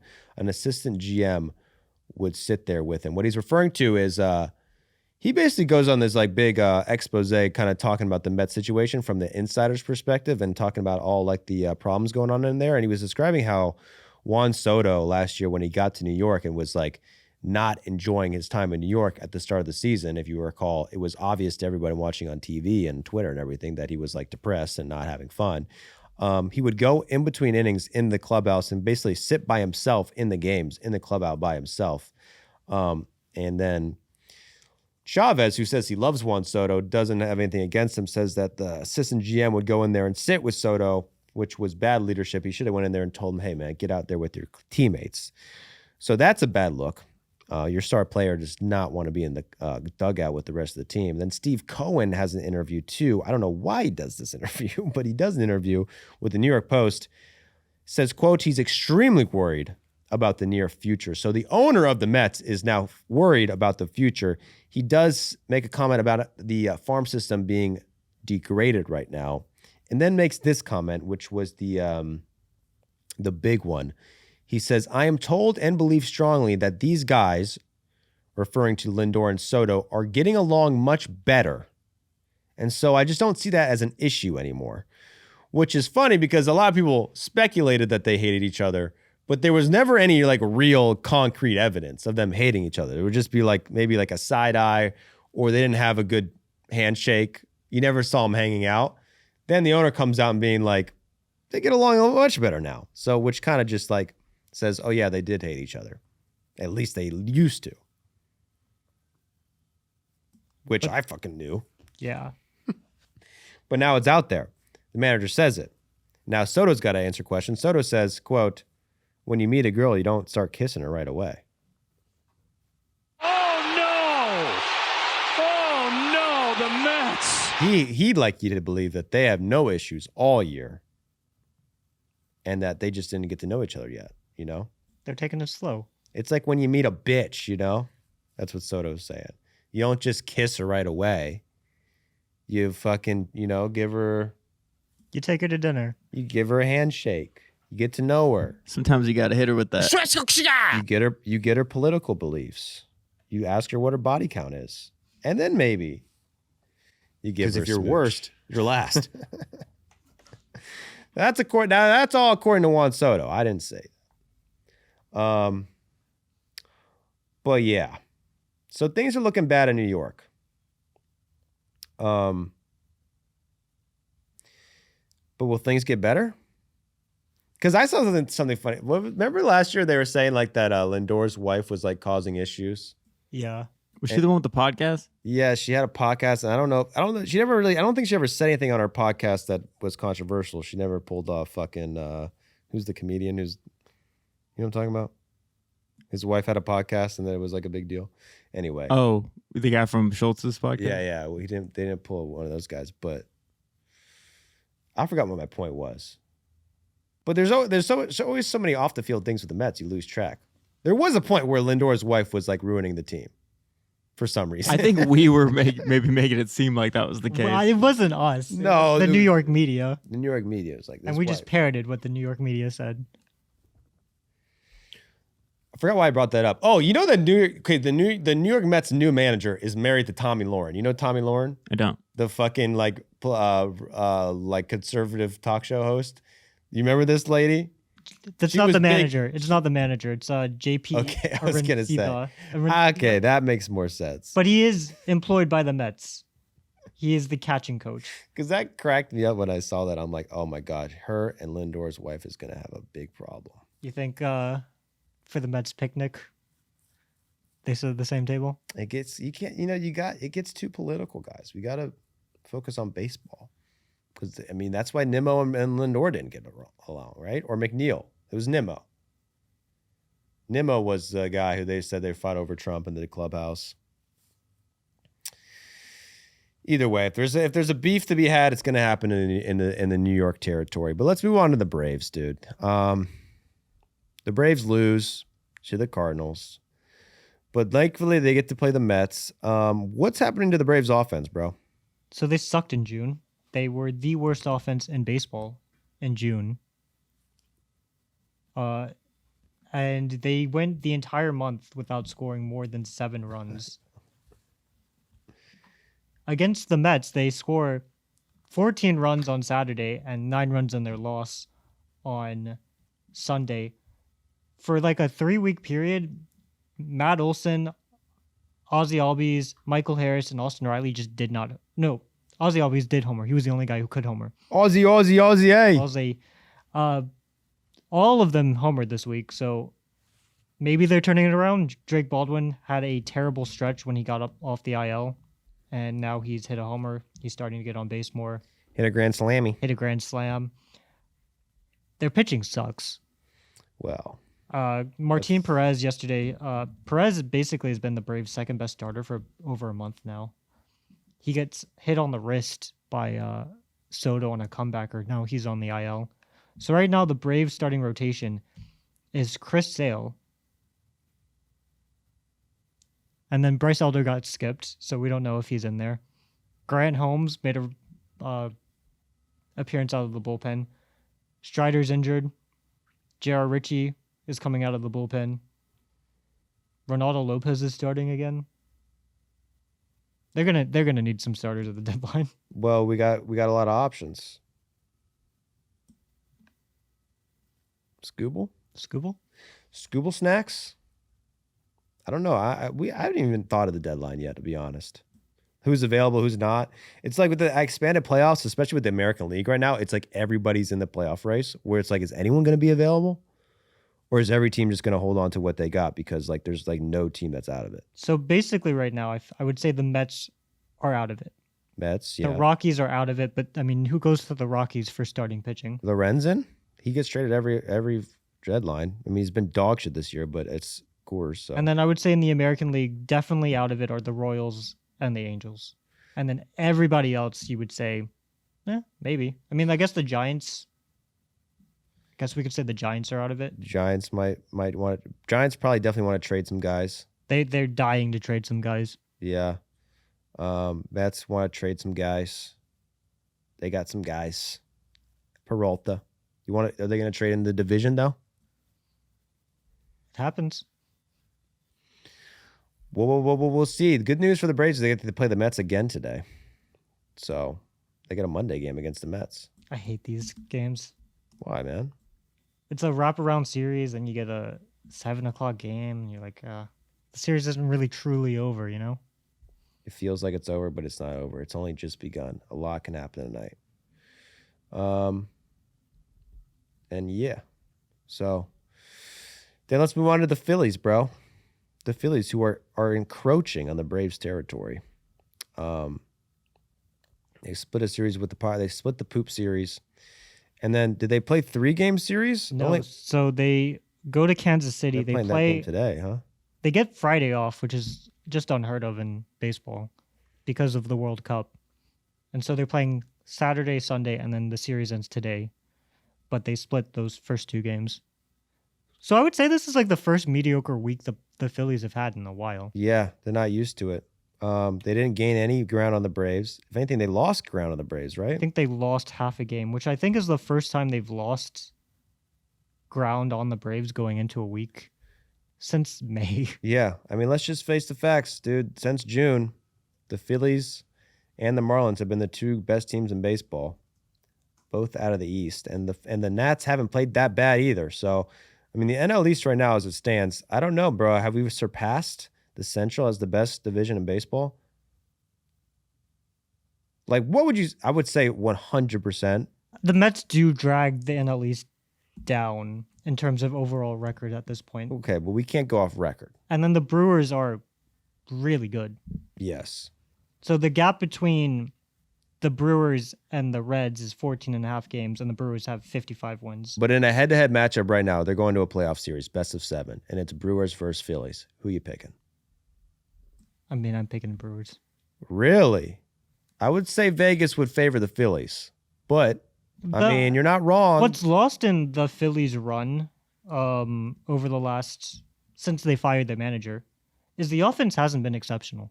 They've got a great pitching staff, but what day was Mattingly fired? Like the 28th, 29th of April? So going back to April 29th, the Phillies' offense is 9th in runs scored, which is good. It's above average, but they're not, running laps around other teams offensively. They're still only +7 in the run differential. True. I mean, Adolis Garcia is also out for the season. Trey Turner had a really good week. Brandon Marsh is starting in the All-Star Starting game. the All-Star game. I did want to highlight that, how good Brandon Marsh has been this year. Underrated. It's kind of insane. If you look at wins above replacement, though, he's actually overrated. He's only the 7th best, most valuable player on the Phillies right now. I don't think he's a great defensive player. And he's starting in, is he play center? He plays center, right? He's a center and left fielder. So is he starting in center field? Pages is. Pages is. So Starting he in got center. the start over James Wood. I mean, fan voting, they kind of sucked with how they arranged fan voting because James Wood probably should be starting in the All-Star game, but when you load up the All-Star voting pages, you get to 7 guys with good OPSs before you get to Wood, who's listed alphabetically last.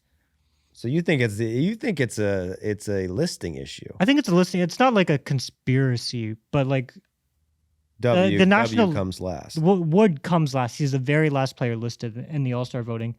And there are guys who, like, Andy Pages has had a really good season. Brandon Marsh has had a really good season. Pete Crow Armstrong has had a really good season. He's not even starting in the All-Star game. What? That's insane. And so you pass all of these guys, and by the time you load up, and the All-Star voting's already over, so I guess it doesn't matter. But by the time you got to Wood, you're like, well, who am I going to take out? Like, I've got 3 guys. I probably had 2 other guys I was thinking about voting for. Well, and so James Wood didn't even get into like the second round. So he's not in the All-Star game. He's in the All-Star as a reserve, but he's not starting. But correct me if I'm wrong, is that it does not, the starters or whatever, it does not come down to fan vote exclusively, right? The starting lineups do come down exclusively to fan vote. The reserves are players. The players choose the vote on the. I thought there was a system where like fan vote counted for like 30. No, there's no like electoral college. Yeah, that's what I was under. I thought, because I remember in the past there was like an issue where like one year like all 9 Blue Jays got voted in. It was like the Royals back in like 2015. The Kansas City fans tried to vote in Omar Infante as the second baseman. I think they've limited the amounts of votes that can be voted on, and they have a stricter policy on like emails, so they can kind of see if people are like circumventing the voting policy. Well, But like that happened with the Blue Jays, right? The entire country of Canada rallied behind Ernie Clement, who was the leading vote getter in the All-Star game. yeah. Vladdy Jr., worst season of Vladdy Jr.'s career, right? He gets voted in as the All-Star starter over guys like Nick Kurtz, Ben Rice. Vladdy Jr. has a sub 100 OPS plus. I mean, he said he's not even going to play in the All-Star game, but Canada did do kind of what you were saying. Yeah, that happens every year with Canada, with the Blue Jays.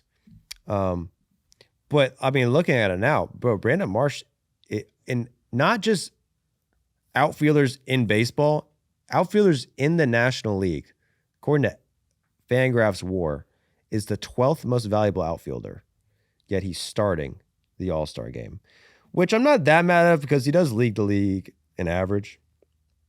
And I think he does not lead the league. And I think when you're hosting an All-Star game, I do think you kind of deserve to have your guy who's maybe not as good, but like you want a Philadelphia player starting in the All-Star game. That is true. I do think the players did Bryce Harper dirty because did you see this? Rob Manfred had to personally make Bryce Harper an All-Star.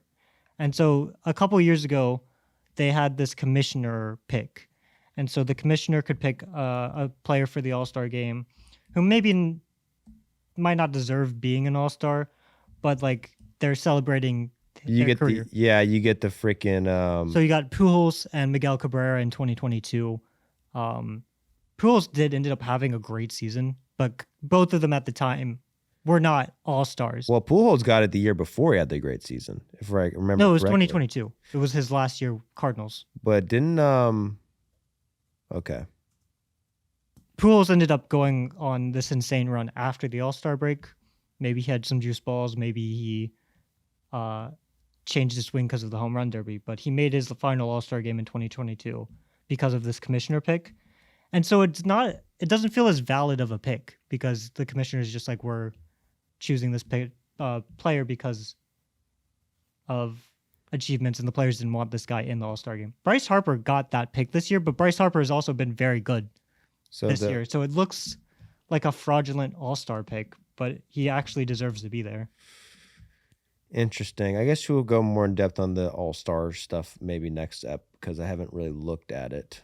And next ep will be the All-Star episode.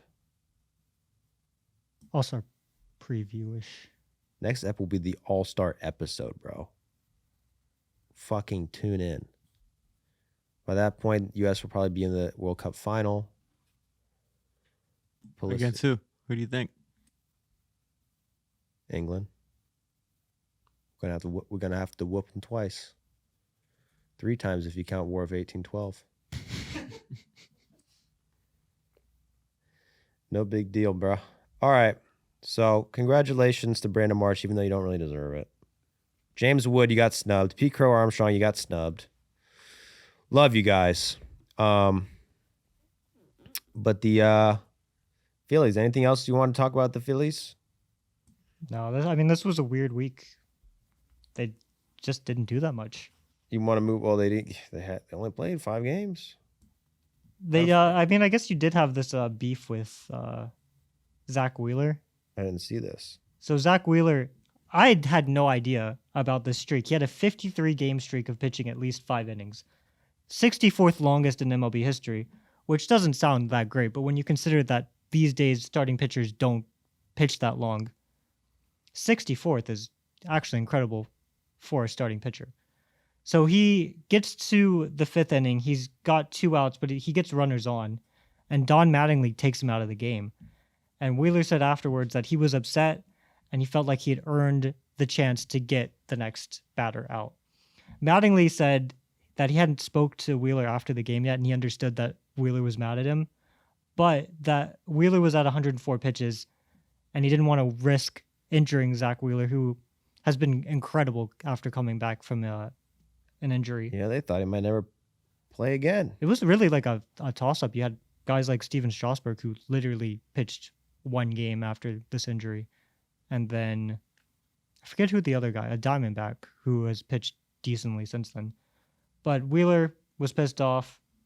The streak was broken. And this was dating back all the way to 2024. But yeah, I mean, that's really all I got on the Phillies. Yeah, I mean, dude, Matt Lane was probably going to win NL Manager of the Year, bro. And might not even be the manager next year. There's no way he's not the manager next year. I don't know. He's only interim. He's only the interim. And then we got the Nationals, man. Mitchell's favorite team. You went to Nationals Park this week, right? I did. So you got to see him up close and personal. How are the boys playing? The game I saw, they did not play well. But Luis Garcia Jr., did you know this? He has the highest slugging percentage of all first basemen in MLB. Yeah, everyone knows that, dude. Okay. Wait, how? He keeps hitting homers. Respect. So Luis Garcia Jr., the Nationals' first baseman, came into the season with a career high of 18 homers. He has 19 homers now. He did it in 60 fewer games. Since the beginning of June, he has 14 of those homers. And he has a .561 slugging, which is the highest slugging percentage of all first basemen in MLB. His OPS plus is not as high as guys like Freddie Freeman, Ben Rice, because he doesn't take a lot of walks, but he is hitting .282 with 19 homers. And he's not going to be an all-star because he is this hot streak has started too late. Well, you never know with all the injuries and reserves and stuff. A lot of guys who aren't all-stars yet will be all-stars. It's too early to snub. Well, yeah, the Nationals stay above 500. I think they go 500 this week too, right? They win a series, lose a series. Yep. Yeah, the East is looking fucking nice, bro. Braves got their work cut out for them. All right, let's take a pee break. Go to a brand deal, take a pee break, and we come back. We're going to talk about all the juiced balls going on. A lot of juiced balls. Offense is going off the charts. What is happening? Something is wrong with the baseball. Podcast is coming out from SeatGeek. All right, I don't know about y'all, but I'm hyped to watch some baseball this summer. You know what I'm going to do to see them? SeatGeek, baby. And it's not just baseball. It's anything you want to get out of the house with. You want to go to see a concert. You want to see an event. You want to see a soccer game. You want to see a football game, basketball game, anything. It's on SeatGeek, mother truckers. Okay, that's why I use them every time I go to a live event. Every baseball game I go, I use SeatGeek. Obviously, it's the best. Over 35 million downloads with SeatGeek. It's the #1 rated ticketing app for a reason. Over 70,000 live events listed on SeatGeek right now. That's sports, concerts, festivals, and more. NFL schedules coming out. Get your tickets now. Get them early. World Cup has started. This is going to probably maybe your last chance to ever see a World Cup game in America. You might want to take that opportunity to go to SeatGeek.com and get one of those. Wouldn't blame you if you did. I would love to go to a World Cup game, but they're so damn far away. Why don't they have one in D.C., man? They should have. Because They they really don't have an should've. NFL stadium in D.C., guys. Duh. They don't know the answers. I know the answers. Either way, there's also World Cup games in other stadiums across the world and country. So maybe go to SeatGeek.com and get some. It is the official ticketing app of MLB, so your tickets are fully guaranteed. That's why I use it every time I go to an MLB game. Also, they rate each ticket on a scale of 1 to 10. You know you're getting a good deal. So you look for the green dots. You get the green dots. You see a red dot. You probably don't want to get the red dot, but if you touch the green dot, you know it's a good deal. And it's every ticket is backed by their buyer guarantee. So please go to SeatGeek right now. Get the app and use code PDE10 for 10% off your next set of tickets. That is 10% off any ticket with promo code PDE. That's a set of tickets too, so it's not just one. So please, if you want 10% off, use the code. You don't even have to be a first-time user. Just go to the app store, download the SeatGeek app, use the code PDE. Link will be in the description. PDE10 and get 10% off your tickets at SeatGeek.com. That is code PDE10 for 10% off tickets at SeatGeek.com. Thank you. Restrictions apply. Max $20 discount. All right, y'all.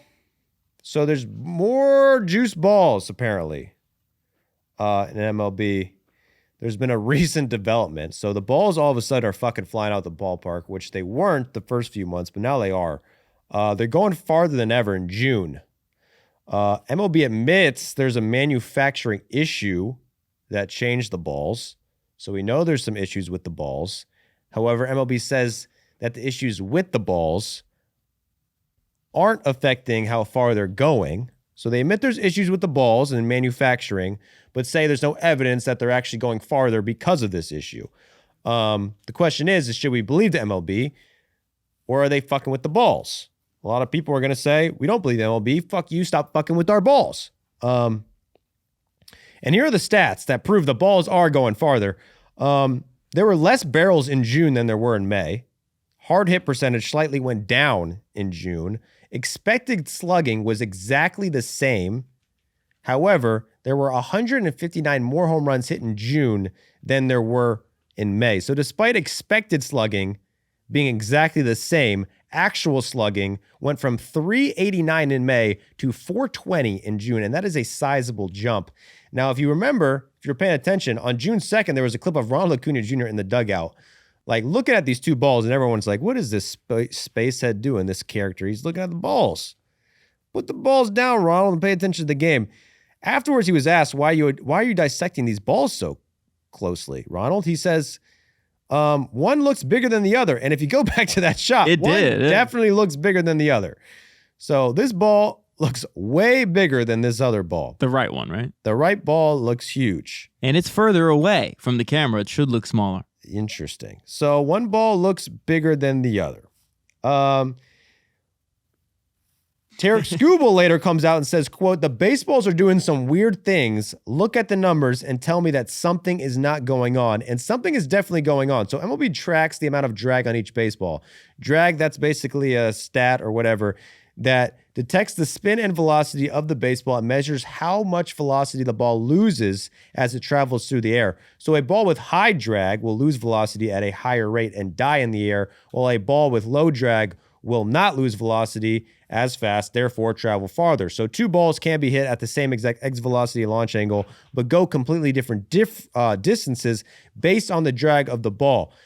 We have an example of this, right? So Yordan Alvarez hits a ball 103 miles per hour with a 27-degree launch angle, gets caught on the warning track. Alec Boehm hits one the exact same exit velocity and launch angle, goes 39 feet farther, and is a home run. So one of these is hit in April, other one is hit last week. The one hit last week goes a lot farther. Granted, there's a lot of other things that can affect a ball going 39 feet than the other, than drag, or it could be wind, could be weather, could be altitude, could be anything. But this is tracked by MLB. They put the drag on the baseball. It's public. And if you pull up this graphic right here, you can see in past years how the drag is affected each year.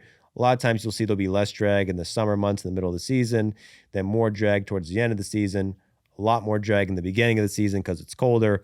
But in this year, there is just a sharp decline in drag.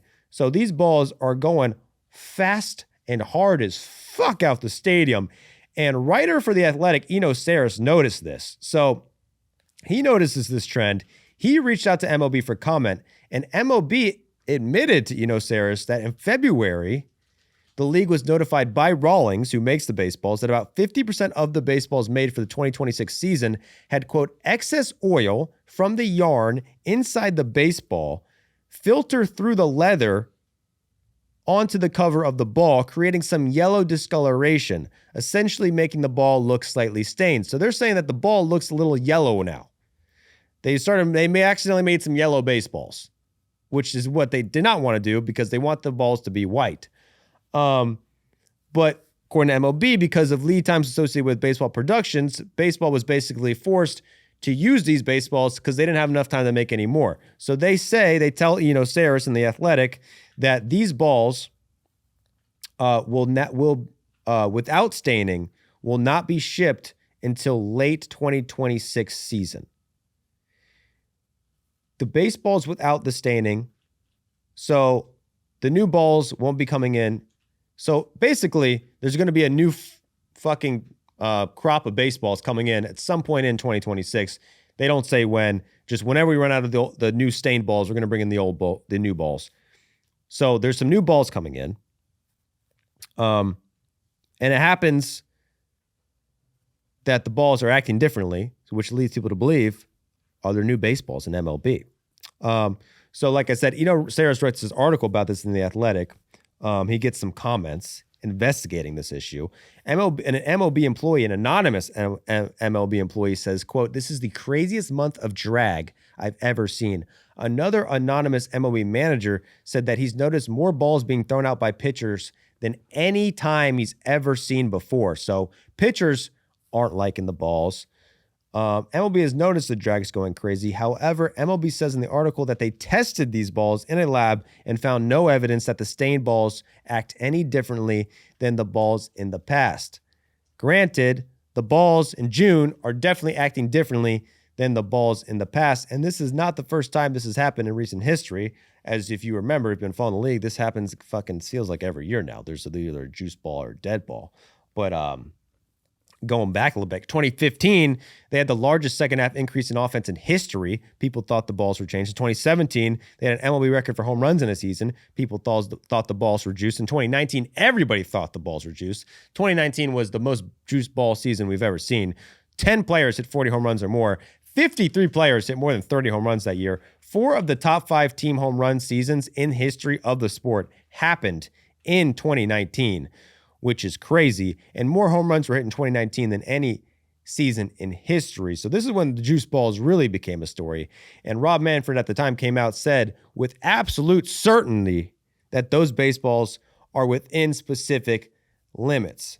Now, and that's another issue with the juice balls, is that even if they are juiced, when the commissioner says they're within the limits, he's still right. So, and that's the thing with baseballs in general. 2 baseballs can fall under MLB's regulations and could travel 50 feet farther than the other.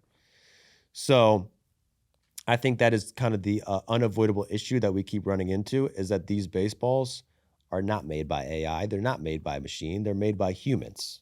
And I guess they have to be made by humans by whatever level, for whatever reason. And no matter how much hard you try, you can't make 2 baseballs the same. So it's unavoidable that some balls are going to travel a little farther than the other. These production issues, though, they are MLB wide, right? It's not like one region is getting these balls and one region is getting those balls. Not that we know of. Well, my Braves are not getting those balls. Give us the juice balls. Well, all the balls come from the same factory, so you would assume that, like, I don't think MLB, or there's no really theory that they're sending some juice balls. They know where the juice balls are. These are the balls that travel far. These are the balls that don't travel as far. They just make all these balls. They test them, and if they're under the limits of, yes, this ball is acceptable, it passes all our tests, it's not a juice ball out of control, it can be used. But it goes back to the main issue, is that no 2 baseballs are the same, so it's unavoidable that some are going to travel further than others. And I think the biggest issue when it comes to this, or maybe not the biggest issue, but if you look into how a baseball is made, there's a lot of different ingredients in it. So the cows, they're from Pennsylvania, right? Cowhide is produced in Tennessee. The wool in a baseball, that comes from sheep from New Zealand. The yarn is woven in Massachusetts. The rubber is from Mississippi, and the mud is from a secret river in New Jersey. So MLB basically has to control all these elements and make sure that none of these are off to make the baseballs as close as possible, no matter what. But, like, what if the cows are cold into Pennsylvania one year and the leather's a little harder, and the Tennessee manufacturer has a little bit of issue? They changed one ingredient. Now the balls are 3% harder this year than they were last year because the cows were just not as big or whatever. You know, who knows what could happen with the cows. Now the ball is 3% harder. Now they're going 40 feet further. You know, little small things can make a big difference. It's pretty much impossible to control all those things. In 2015, they found out the second half increase in offense, which was the biggest second half increase of all time. They did studies on this. The balls were a half gram lighter than the balls in the first half. So a half gram lighter baseballs on average led to the second half being the biggest increase offensive history. In 2017, a study found that there was a 9% increase in the lace thickness. That led to a 46% increase in home runs. So the laces increased 9%, and that made home runs increase 46%. Then in 2019, that was the biggest offensive season ever. The reason that was caused is because MLB found out that the laces were thick. They tried to fix it. They made the laces less thick, which accidentally made the ball more aerodynamic and accidentally made the ball more juiced. So any little small ingredient is off just a little bit. That makes a massive fucking difference. And that's why it's not that crazy that all of a sudden in June, you just see the balls going 40 fucking feet further for no reason. It could be 100 different things. It could be the cows in Pennsylvania. Could be the cowhide and that's being produced in Tennessee. Maybe it's the wool in New Zealand, Jack. Have we checked the yarn in Massachusetts? Let's go to the Massachusetts. I am wondering, how can we manipulate the system? What do we have to do to these cows? How close do we have to get to them? Do we need to build relationships with them? Do we need to warm them ourselves? How do we manipulate baseball from the beginning? Like you got to go all the way to the top. The cows really run baseball, right? Yeah, we need more MLB cows. MLB needs to make their own cows. Just completely close the circuit. Just MLB cows. Cow clone. They all have the exact same genetic makeup. They're all the same size. They all look exactly the same. I want Manfred to go to the field too and like select which cows he feels are like worthy and that kind of thing. Yeah, like this is gonna be the special cow we use. This is gonna be the World Series cow. I think we should use chocolate milk cows. Brown balls. Brown balls? Those are harder to see. Pink milk? Probably bigger too. No, I don't. Okay, sorry. Anyway, so the balls are fucking juiced again. Is the moral of the story. And everyone's flipping out. Why does this keep happening? Why does all of a sudden Manfred gets in charge and they bought Rawlings in 2015, and ever since then, the balls are either juiced or they're dead. Every year there's a controversy. Is this because MLB bought Rawlings and now they're manipulating the baseball? I would say, who knows, maybe. But you'd be a little naive to think that this fucking juice ball, dead ball shit started in 2015. I mean, this goes back to the beginning of time. Is a ball considered juiced or dead? Those are the only options. What is this? Is there a sweet spot that exists, or what do you call it? Yeah. What is the level of offense where they're like, these are the regular balls at this point? I don't know. That's a good question. If offense goes up one year, well, now it's so easy to tell because of the drag statistic. Now everything's measured so closely with StatCast. You can see every single ball hit throughout the entire season, right? You can see how hard it's hit, the launch angle. You could even adjust for weather. And you can basically tell, like, well, these balls were hit at the same distance. One goes 50 feet further than the other. What's wrong? And then you get a big sample size. You're going to know for sure if the balls are juiced or dead now. But it's not to say that this is a problem that just started. This has been happening since the beginning of time. 5 years ago, Pete Alonso had a conspiracy that MLB manipulated the baseballs depending on who the free agent class was. So if it was going to be a pitcher-heavy free agent class, they would rig it for the hitters. And if it was going to be a hitter-friendly free agent class, they were going to rig it for the pitchers. And this was 5 years ago. This story from June Lee was June 2021. 2020. Can we talk about the sheer amount of shit that is surrounding Mitch right now on his desk? It's crazy. I don't even. Can you see it? Yeah, all of it. Sorry, anyway. Clean up the desk, brother. Fuck. Part of this was Jack's secondary production. I came in, I was like, man, I gotta go to the coffee shop and work. But now it's my stuff. All right, well, let's go down history lane. So, 1929, there was speculation that MLB juiced the balls. 1938, there was speculation that they deadened the balls. 1944, they speculated that the balls were juiced again. 1954, there was speculation that the ball was once again juiced. 1969, there was speculation that the balls were deadened. 1977, there was speculation that MLB juiced the balls. Again, 1987, more speculation that MLB juiced the balls. And then 1994, everyone thought the ball was juiced that year. So, I mean, since 1929, you could see every 5 to 10 years, there is a juice ball or dead ball conspiracy. People notice why there's so many more home runs this year. It's happening like crazy, right? So this happens all the time. But now we can really measure it with StatCast starting in 2015 when StatCast comes around. And if you look at it now, almost every year since 2015, there has been a fucking media circus around whether the ball is juiced or not. 2015, they thought they were juiced. 2017, thought they were juiced. 2019, they thought they were juiced. 2021, MLB admitted they were trying to dejuice them. 2022, everyone came out saying they were dead. What's going on with these dead balls? No one can hit a home run. In 2024, people thought they were two different balls. And last year, everyone thought they were dead for a period of time. Now, they're juiced. But MLB says in their memo that non-stained balls will be coming back at the end of 2026. So we know that there's been issues with the balls. We know that the balls are flying. We don't know if that's for sure, if that's related or not. But they're definitely flying out of there. We'll see if the balls change back to the non-dead balls. Can we go back to the dead ball? What do you prefer, Jack? A dead ball or a juice ball? I mean, I don't really see what the issue with a juiced ball is. The point is that the balls have to be consistent. The game is fair if the balls are consistent. That's true for any sport, any rule. Like, it's just about consistency. Like, I would watch the NBA if they had 4-foot hoops. I don't give a fuck as long as they're all 4 feet. Yeah, That's and that is the issue with the baseball is like, and this is why pitchers they have not been able to figure out a way to make baseballs all the same. They're all a little different. The seams are different sizes. If you saw Ronald Acuna, you're looking at two balls. One is bigger than the other. Balls, it's legal for not all balls are the same size too. There's specific ramifications, specifications on how big a ball has to be. There's like point something. There's like a margin of error. Yeah, and in Japan too, the balls are smaller than in MLB. So like, baseballs across baseball are not the same size. The MLB circumference is roughly 2.87 to 2.94 inches in diameter is the acceptable amount, and then in weight it's 9 to 9.25 grams.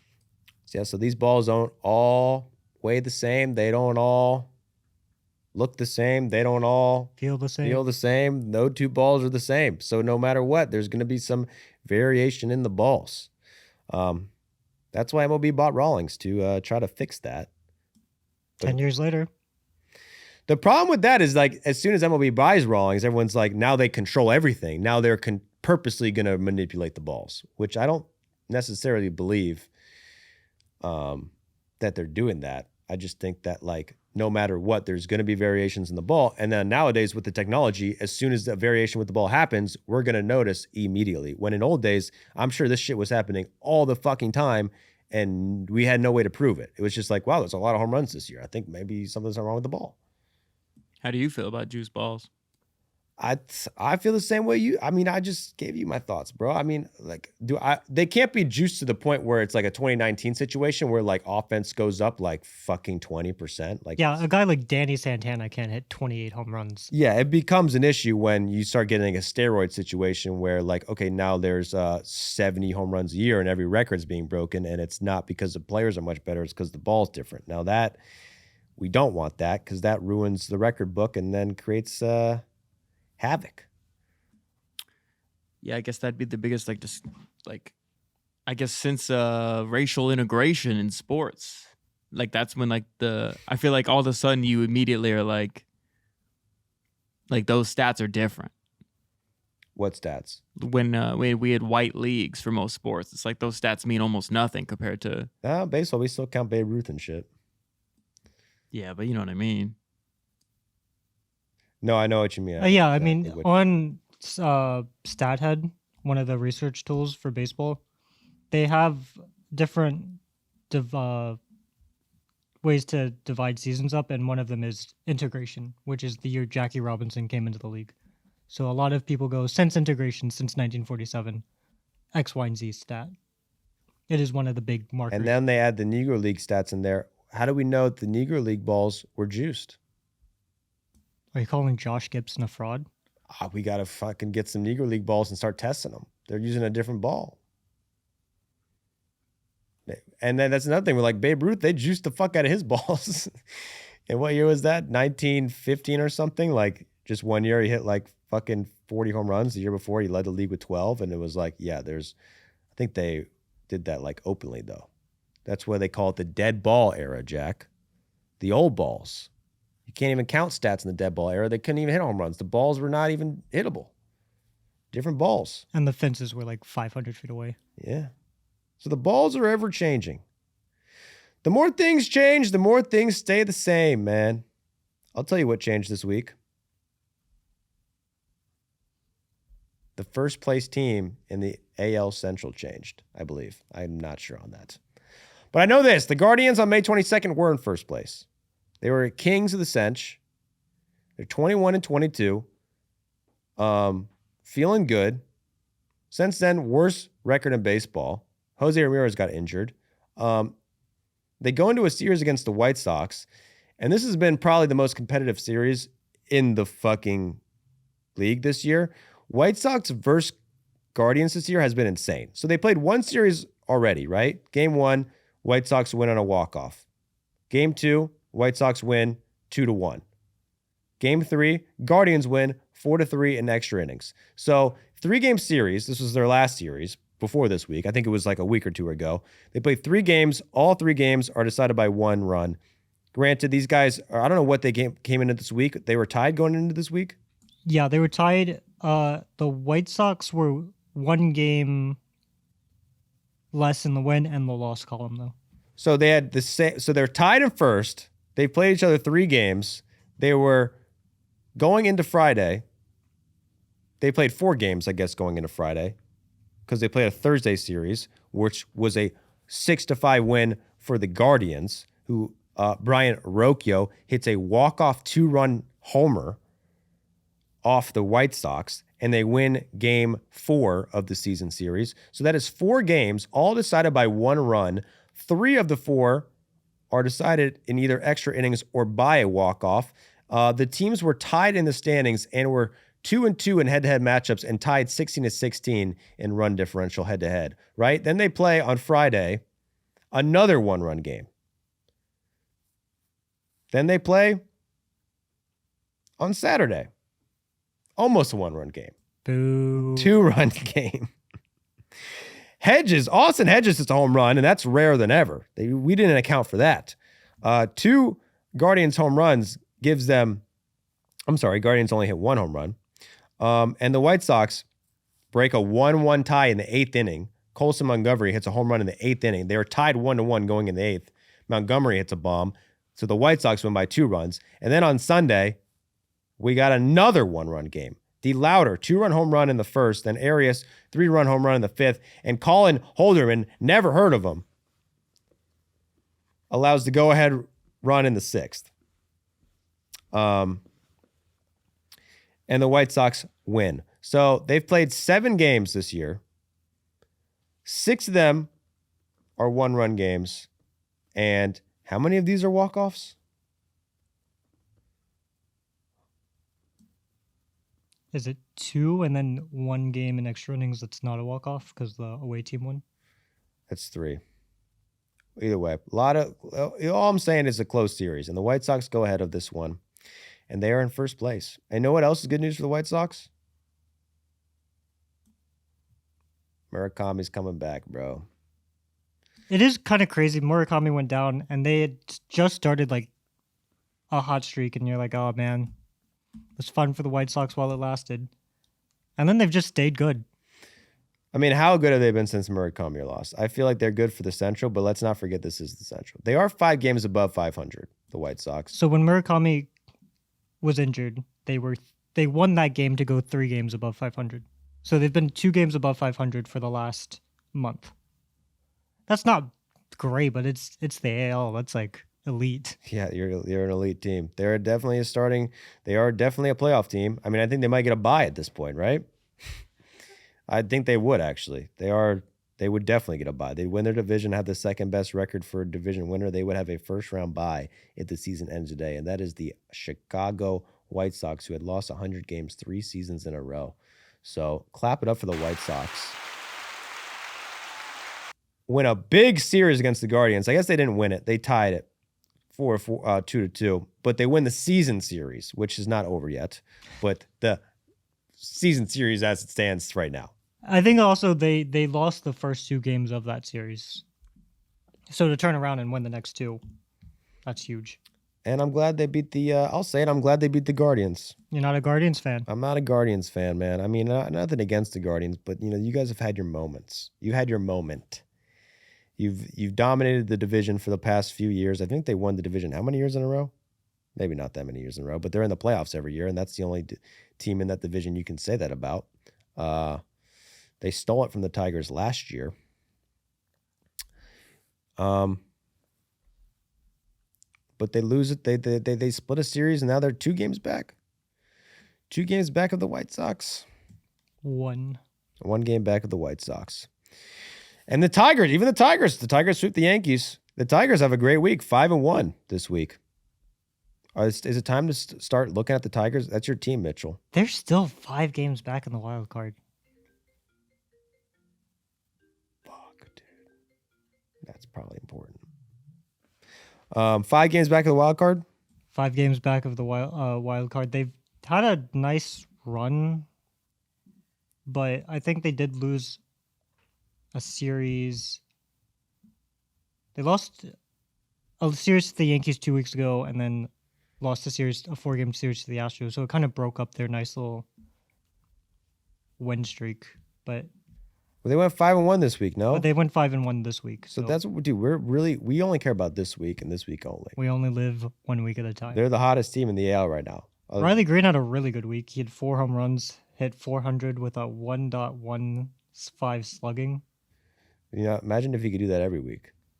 Be the best player in baseball. Yeah. Would he be better than Kevin McGonigal, though? You would be. Is he starting the All-Star game? He make it?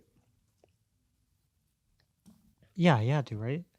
4.5 WAR, 128 OPS plus. I hope so. But it's all to say that the Tigers, I guess they're not going to be trading Skubal. They keep this up.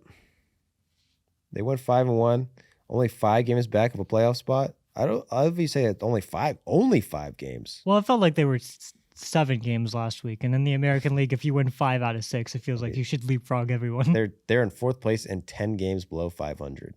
I mean, they're 5 games back of a playoff spot. That is that's more than you could ask for to be that. Skubal also had his best start since coming off the IL against the Yankees. He allowed a home run in the first inning and then didn't allow another run the rest of the game. 6 innings, 1 run allowed, 2 hits, or 2 runs, 1 earned.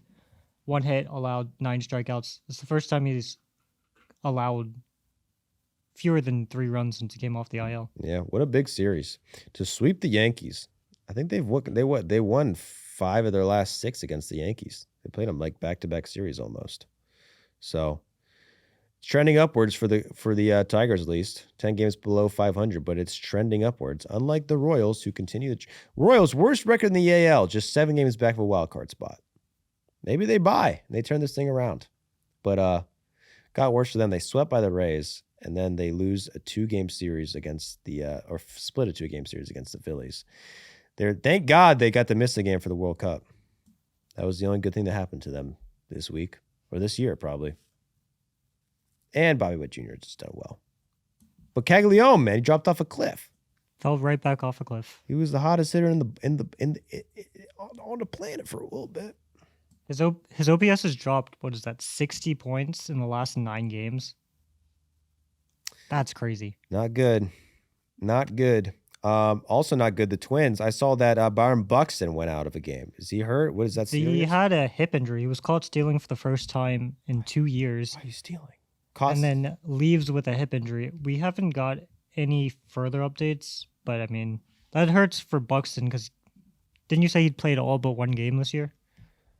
I don't know if I said that. That doesn't seem right. I mean, I feel like he's missed some time. They give him some. He did miss some time. Some load management games, but I don't think he misses time. I think they just give him some rest days. Like I don't think he's been injured this year. So he did miss a span between June 29th and July 3rd, and then he returned against the Yankees, and then he played 1 game, and then the next game he got injured. Not good for the Twins, who have been playing better. Yeah, they did go 4-2 this week. Yeah, I mean, they're definitely in playoff contention. Cody Clemens has come out of nowhere. Cody Clemens is the son of Roger Clemens. Who and is this the year, son of who Jay knows? Clemens? And this year he has 16 homers, a 119 OPS plus. And he's 30 years old. This is a career year out of nowhere. I'll tell you what, dude. If the Twins lose Byron Buxton, if this is a serious injury, they're fucked. Now, don't make me say it again. Maybe are they not fucked because the division is that bad? I mean, remember their playoff odds going into the year? Because we said the Twins would be the worst team in the league. They've not been the worst team in the league. I think we just kind of don't like the Twins. What? Who do we? I like the Twins. Minnesota. I went to the Twins bar and grill in the Minnesota airport. Never forget. So coming into the year, they had 28 points. If I hated the Twins, would I have gone to the Twins bar and grill at the Minnesota airport, Minneapolis, during a layover and ate wings? Yeah. No, I wouldn't have done that, dude. There was Twins memorabilia all over the wall. If I hated them, I wouldn't want to look at that shit. But yeah, go on. So this year, they came into the season with 28.6% playoff odds. And right now, their odds are 32.6. And it's a very up and down graph. They've peaked at 47.2%. They've dipped as low as 13.8%. What are they now? 32.6. Oh my God! A little kid fainted on the field at the minor league game, and then a player saved him. That's the second faint I've saw this week. No bueno. But let's move on to the West, man. My favorite division, the New York West, which is in the East. The Astros. We'll start with the Astros. Hit a walk-off home run against the Rays. They beat the hottest team in baseball 2 out of 3. Beat the Rays. Yordan Alvarez stays hot. Is he the All-Star? Yes. Good job. He might actually be the MVP. Ooh, a DH MVP. That'll be the only second time in history that's happened. He plays left field like once a month. Okay. Respect it. So does Altuve. Maybe co-MVPs? Altuve hasn't played left field this year at all. That's funny. It was a 1-year experiment. Well, he'd be DHing. They need because the Correa's hurt, so they need a guy in the infield. They go 500 this week. They lose against the mid team and then beat the good team. 2 out of 3 loss to the Twins. Win 2 out of 3 against the Rays. Any standouts this week for the Astros? I mean, obviously, Yordan Alvarez Stays stays hot. He has 2 career walk-offs, and both of them have come on the 4th of July. Wow. I'm proud to be an American, where at least I know I'm free. Leads the league in WRC plus, baby. Leads the league in slugging, baby. And he leads the league in on-base percentage. And he's in the running for the Triple Crown, bro. He is second in the AL on average. So, could he be a Triple Crown winner? Leads the league in RBIs. He's 1 point away from the Triple Crown right now. Please stay healthy. If he stays healthy, I don't know who else is going to come out of him. I would assume that the AL doesn't have a lot of good hitters. They don't have a lot of good teams. Aaron Judge is hurt, so you had nothing stopping you. Dude, the second closest, it would be Nick Kurtz in RBIs, one behind him. Anyway, Astros, 3rd place. I mean, I don't even think you could really rank these teams, this division. Athletics, Astros, Rangers, and Mariners, there's no first place team. They're all the same ranking. They're all tied in second, and then the Angels are in last. So there's no first place team. They're all tied in second. Actually, the Astros, the Rangers, and Mariners are tied for second. The Athletics are in 3rd, and the Angels are last. But there's no first place yet. This is very adjacent to the 1994 season, where the AL West was god awful, and they were lucky. They were lucky that there was a strike because. Are you saying there's going to be a strike? I'm not saying that there is going to be a strike. There could be a strike, dude. But when MLB went on strike in 1994, the Texas Rangers were in first place with a 52-62 record. I'll be pissed if they cancel the World Series this year. The only way to avoid a lockout is to do a strike, Mitch. That's what they're saying. You call it first strike? If I was the players, I'm striking.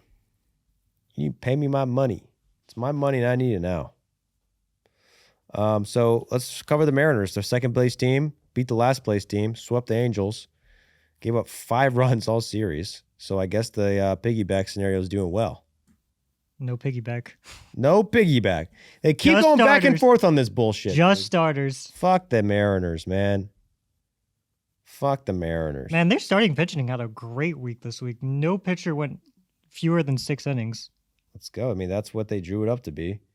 That's why I know we were joking about them being second place, but they are technically in first place. According to us, they're in second, but they are in first place alone right now. 1.5 games back up. 3 games above 500. So that's what happens when they're pitching. I mean, they're starting pitching right now, 4th in ERA, and they are 2nd in WHIP. So it's funny. The Mariners just went back to what they do every year. Suck at hitting, good at pitching. Last year they had the opposite and were actually good. Now, 4th in ERA starting pitching, 5th in relief pitching ERA. Doesn't surprise me one bit. But I mean, yeah. Fucking Julio Rodriguez is on the IL though. 7-day IL. Does that mean concussion? Concussion. He He was hit in the back of the helmet on a pickoff. damn. Also, did you see Randy Arozarena in the first at bat of the game? I'm like, that makes me furious, and I'm not even a Mariners fan. He challenges a call in his first at bat, gets it wrong, so he loses the first challenge for the team. Probably don't want to challenge the first at bat of the game, but he does. Whatever. Another pitch in the at bat, challenges again, and is wrong again. Waste the first 2 challenges in his first at bat of the game in the first inning of the game, and walks back to the dugout disappointed. You struck out, Randy. What a fucking dick move. I don't know how you lose the first challenge in the first inning, even if it's like borderline, even if you think the umpire missed by like 7 inches. I feel like you have to be like, there's no way I can risk losing both challenges in the first inning on 2 early pitches. Hey. And these were well in the strike zone too. You got to be confident to make it this in the league, man. You got to be confident. A lot of these guys are very confident in their eyes, and then they get exposed in real time, and they say, well, that was just one time. I'll get him the next time. Then they try to get him the next time, and they don't get him the next time. So tough for Randy, but great week for Randy. He was feeling himself. He's like 571 this week. 5 RBIs, 7 runs, so you can tell why he was doing that. Fuck you. I'll challenge when I want. I'm the best hitter on the team. Cavali still sucks, bro. What the fuck? You know who else sucks? Josh Naylor. Josh Naylor. Since telling Austin Hedges he needs instructions to get to first base, he is batting 174 with 0 extra base hits. Austin Hedges, since telling Josh Naylor after being told by Josh Naylor that he needs to get instructions to go to first base, is batting .358 with 2 home runs and an .846 slugging. So who won the beef? The funny thing is Naylor's line, you need instructions to go to first, is very accurate of Austin Hedges any other season except this year. Wow. Austin Hedges has been one of the worst hitting players, I think, since debuting. And then this year, Austin Hedges is out hitting Naylor on the season. Gotta respect it. Yeah, so for the first time, the highest OPS in his career was 95 in 2018. But other than that, his highest OPS since then was 50 OPS plus. So he's been one of the worst hitters in baseball by far. Defensive specialist. You got to respect his defense. He just needed Josh Naylor to tell him how to get to first. Hey. This whole time, they played together. They played together, 8 seasons, and Naylor never gave him the instructions. What are you going to do? The Athletics, the Angels suck, and Mike Trout's not playing, so we could just move on, right? Is there anything you want? Is there something that just tickles you about the Angels this week? No, I think they're sad to watch. I mean, if Mike Trout's on the IL, it is a tough watch. Vaughn Grissom, like that guy. Isn't he back in the minors? I think he's still on the team, bro. He's still on the team? Yeah. Oh, he's just bad now. He's probably batting 4th for this fucking team. He's probably batting 4th. And then the Athletics, who almost get perfect gamed. Lose 2 out of 3 against the Dodgers. The only game they won is the game the Dodgers didn't try, and then get swept by the Marlins. So Wasn't too long ago they were in first. Now they are last. And it sucks to suck, man. Go back to Vegas. They were good in Vegas. The most notable thing about the A's this week was the Max Muncy battle. Oh, yeah. Forgot about that. So Max Muncy versus Max Muncy. So what is the... They're not only are they the same name, they were born on the same day. They play the same position. Do they have the same number? No, Dodgers Muncy wears 13. A's Muncy wears 3. But they were both drafted by the A's. So Max Muncy, when he first came up in the mid-2010s, 2015, he played for the A's. And then current Max Muncy on the A's was drafted 8 years later. But yeah, they're both born on August 25th. They're 12 years apart, so it's not the same day. But yeah, they play the same position, drafted by the same team. When they played each other on Monday night, they were in the same spot in the batting order. And is that the first time that's ever happened before? So this, according to Sarah Lang's... This actually blew my fucking head, too. What? This stat. This is only the third time that two guys with the same name hitting the same line. It's how has this happened 5 times? So yeah, they had Alex Gonzalez. One of them was a shortstop. Actually, both of them were shortstops. So the third time since 1901 that two players with the same name faced off against each other, played the same position, and hit in the same lineup. Does that not blow your brain that that's happened 3 times? Yeah, one of them, though, was Bobby Jones facing Bobby Jones, and both of those guys are pitchers. And they were playing in the National League, so they're going to be in the same spot in the lineup. That's a good game to watch, Bobby Jones versus Bobby Jones. Yeah, but the Bobby Jones actually played with Bobby Jones after this time, and then there was one game where Bobby Jones started, and then the other Bobby Jones came in and finished the game. Bobby Jones, Jones. You don't know which one you're facing. Confusing for a batter. But then, yeah, Alex Gonzalez, the Marlins shortstop, and Alex Gonzalez, the Blue Jays shortstop. That happened. And what was the other one? It was Juan Gonzalez? Luis Gonzalez. Alex Gonzalez. Who were the other? I mean, this is the third time, though. Oh, I don't know. Okay. All I know is that there was a maximum amount of Muncies this week. 2 players, both named Max Muncy, born on the same day, drafted by the same team, play the same position, batted in the same spot in the lineup against each other. And who won the game? The Dodgers. Who got the most hits? I don't know. Did they both go 1 for 1? Not one of Dodgers. Max Muncy had a homer. The other Max Muncy got a single that he hit right at the other Max Muncy. Oh my God! So Max Muncy hit the ball at Max Muncy, Yeah. and he couldn't catch it. Yeah. He fires one at Max Muncy. Max Muncy. Can't catch it. Was it an error hit? It was a hit. It was Muncy would have had to range over, and it was a tough play. You can't catch them all months. I think the reason why people find this especially fascinating, though, is it's not their names are John Smith or something, Max Muncy. Remember we last year we found another Muncy, Max Muncy on Facebook. Oh yeah, we did, didn't we? Wonder what that guy's up to. He never got back to us. Piece of shit. Okay, well, if you had to have one Muncy on your team, who would you pick? I'd take Max Muncy. You set him up for that one. Brother. It's ridiculous. It's actually fucked up that they only played it in one game and that Max Muncy rests a game 2 and then the other Max Muncy rests a game 3, so we only got the Muncy experience once. They don't want the Muncy. Beggars, The Muncy experience. beggars can't be choosers. Shout out to Max Muncy. Did we cover the Rangers? No, do you want to? What do you want? What do you got on the Rangers? I mean, we just got to make sure we cover every team, right? That's right. So the Rangers... Nicky Lopez. This actually shocked me. You know who Nicky Lopez is, the defensive specialist? Former Brave. This guy, sucks at hitting.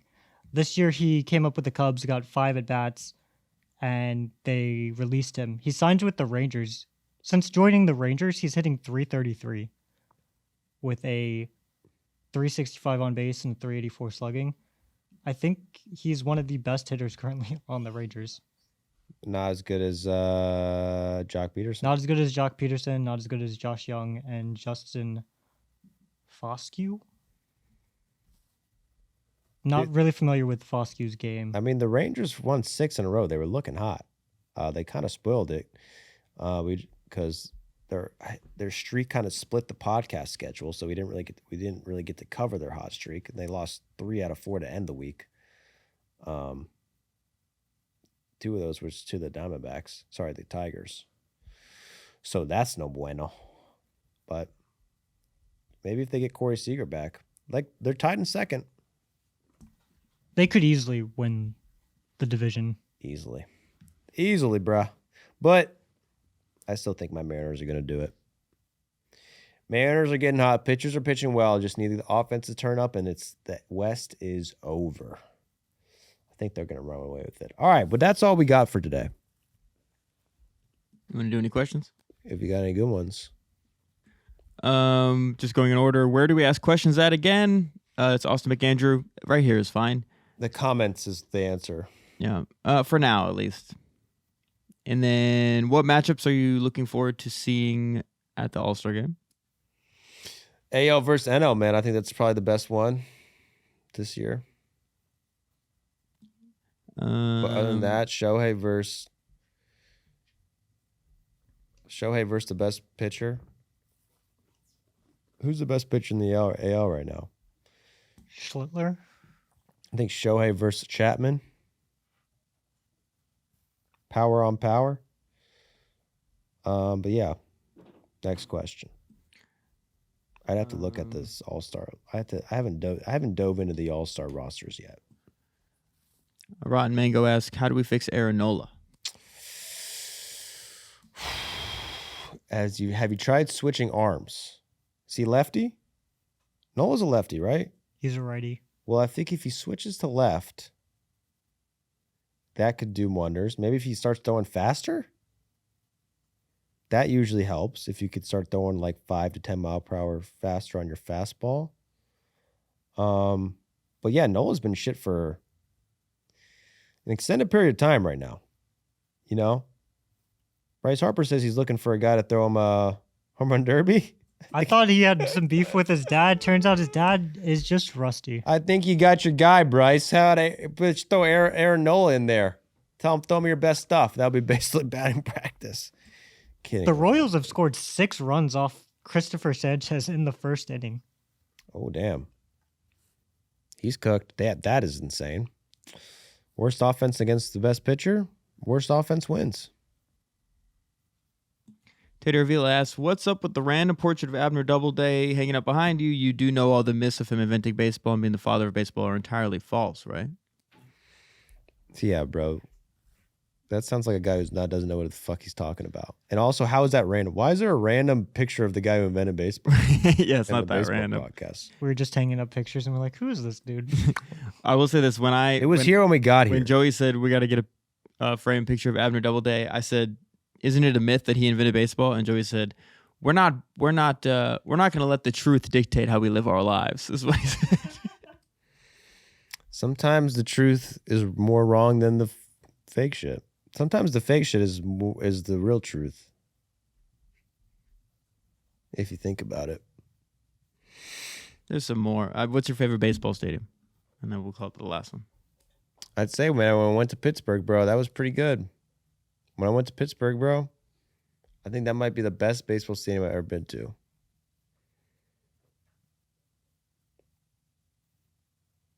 Also, Doubleday Field in Cooperstown, New York, great stadium. It's where he invented baseball. Cooperstown, New York, Doubleday Field. Is that near like Cooperstown Dream Park? You got that right, Mitchell. Cooperstown Dreams Park is in Cooperstown as well. Wow, that's crazy. Wow, and they are suing us. But that's unrelated. And that is all for this week's episode. Go Team USA. Make sure you guys watch Team USA win the World Cup this week. Then come back next week refreshed, ready to hear some more baseball. Bye-bye.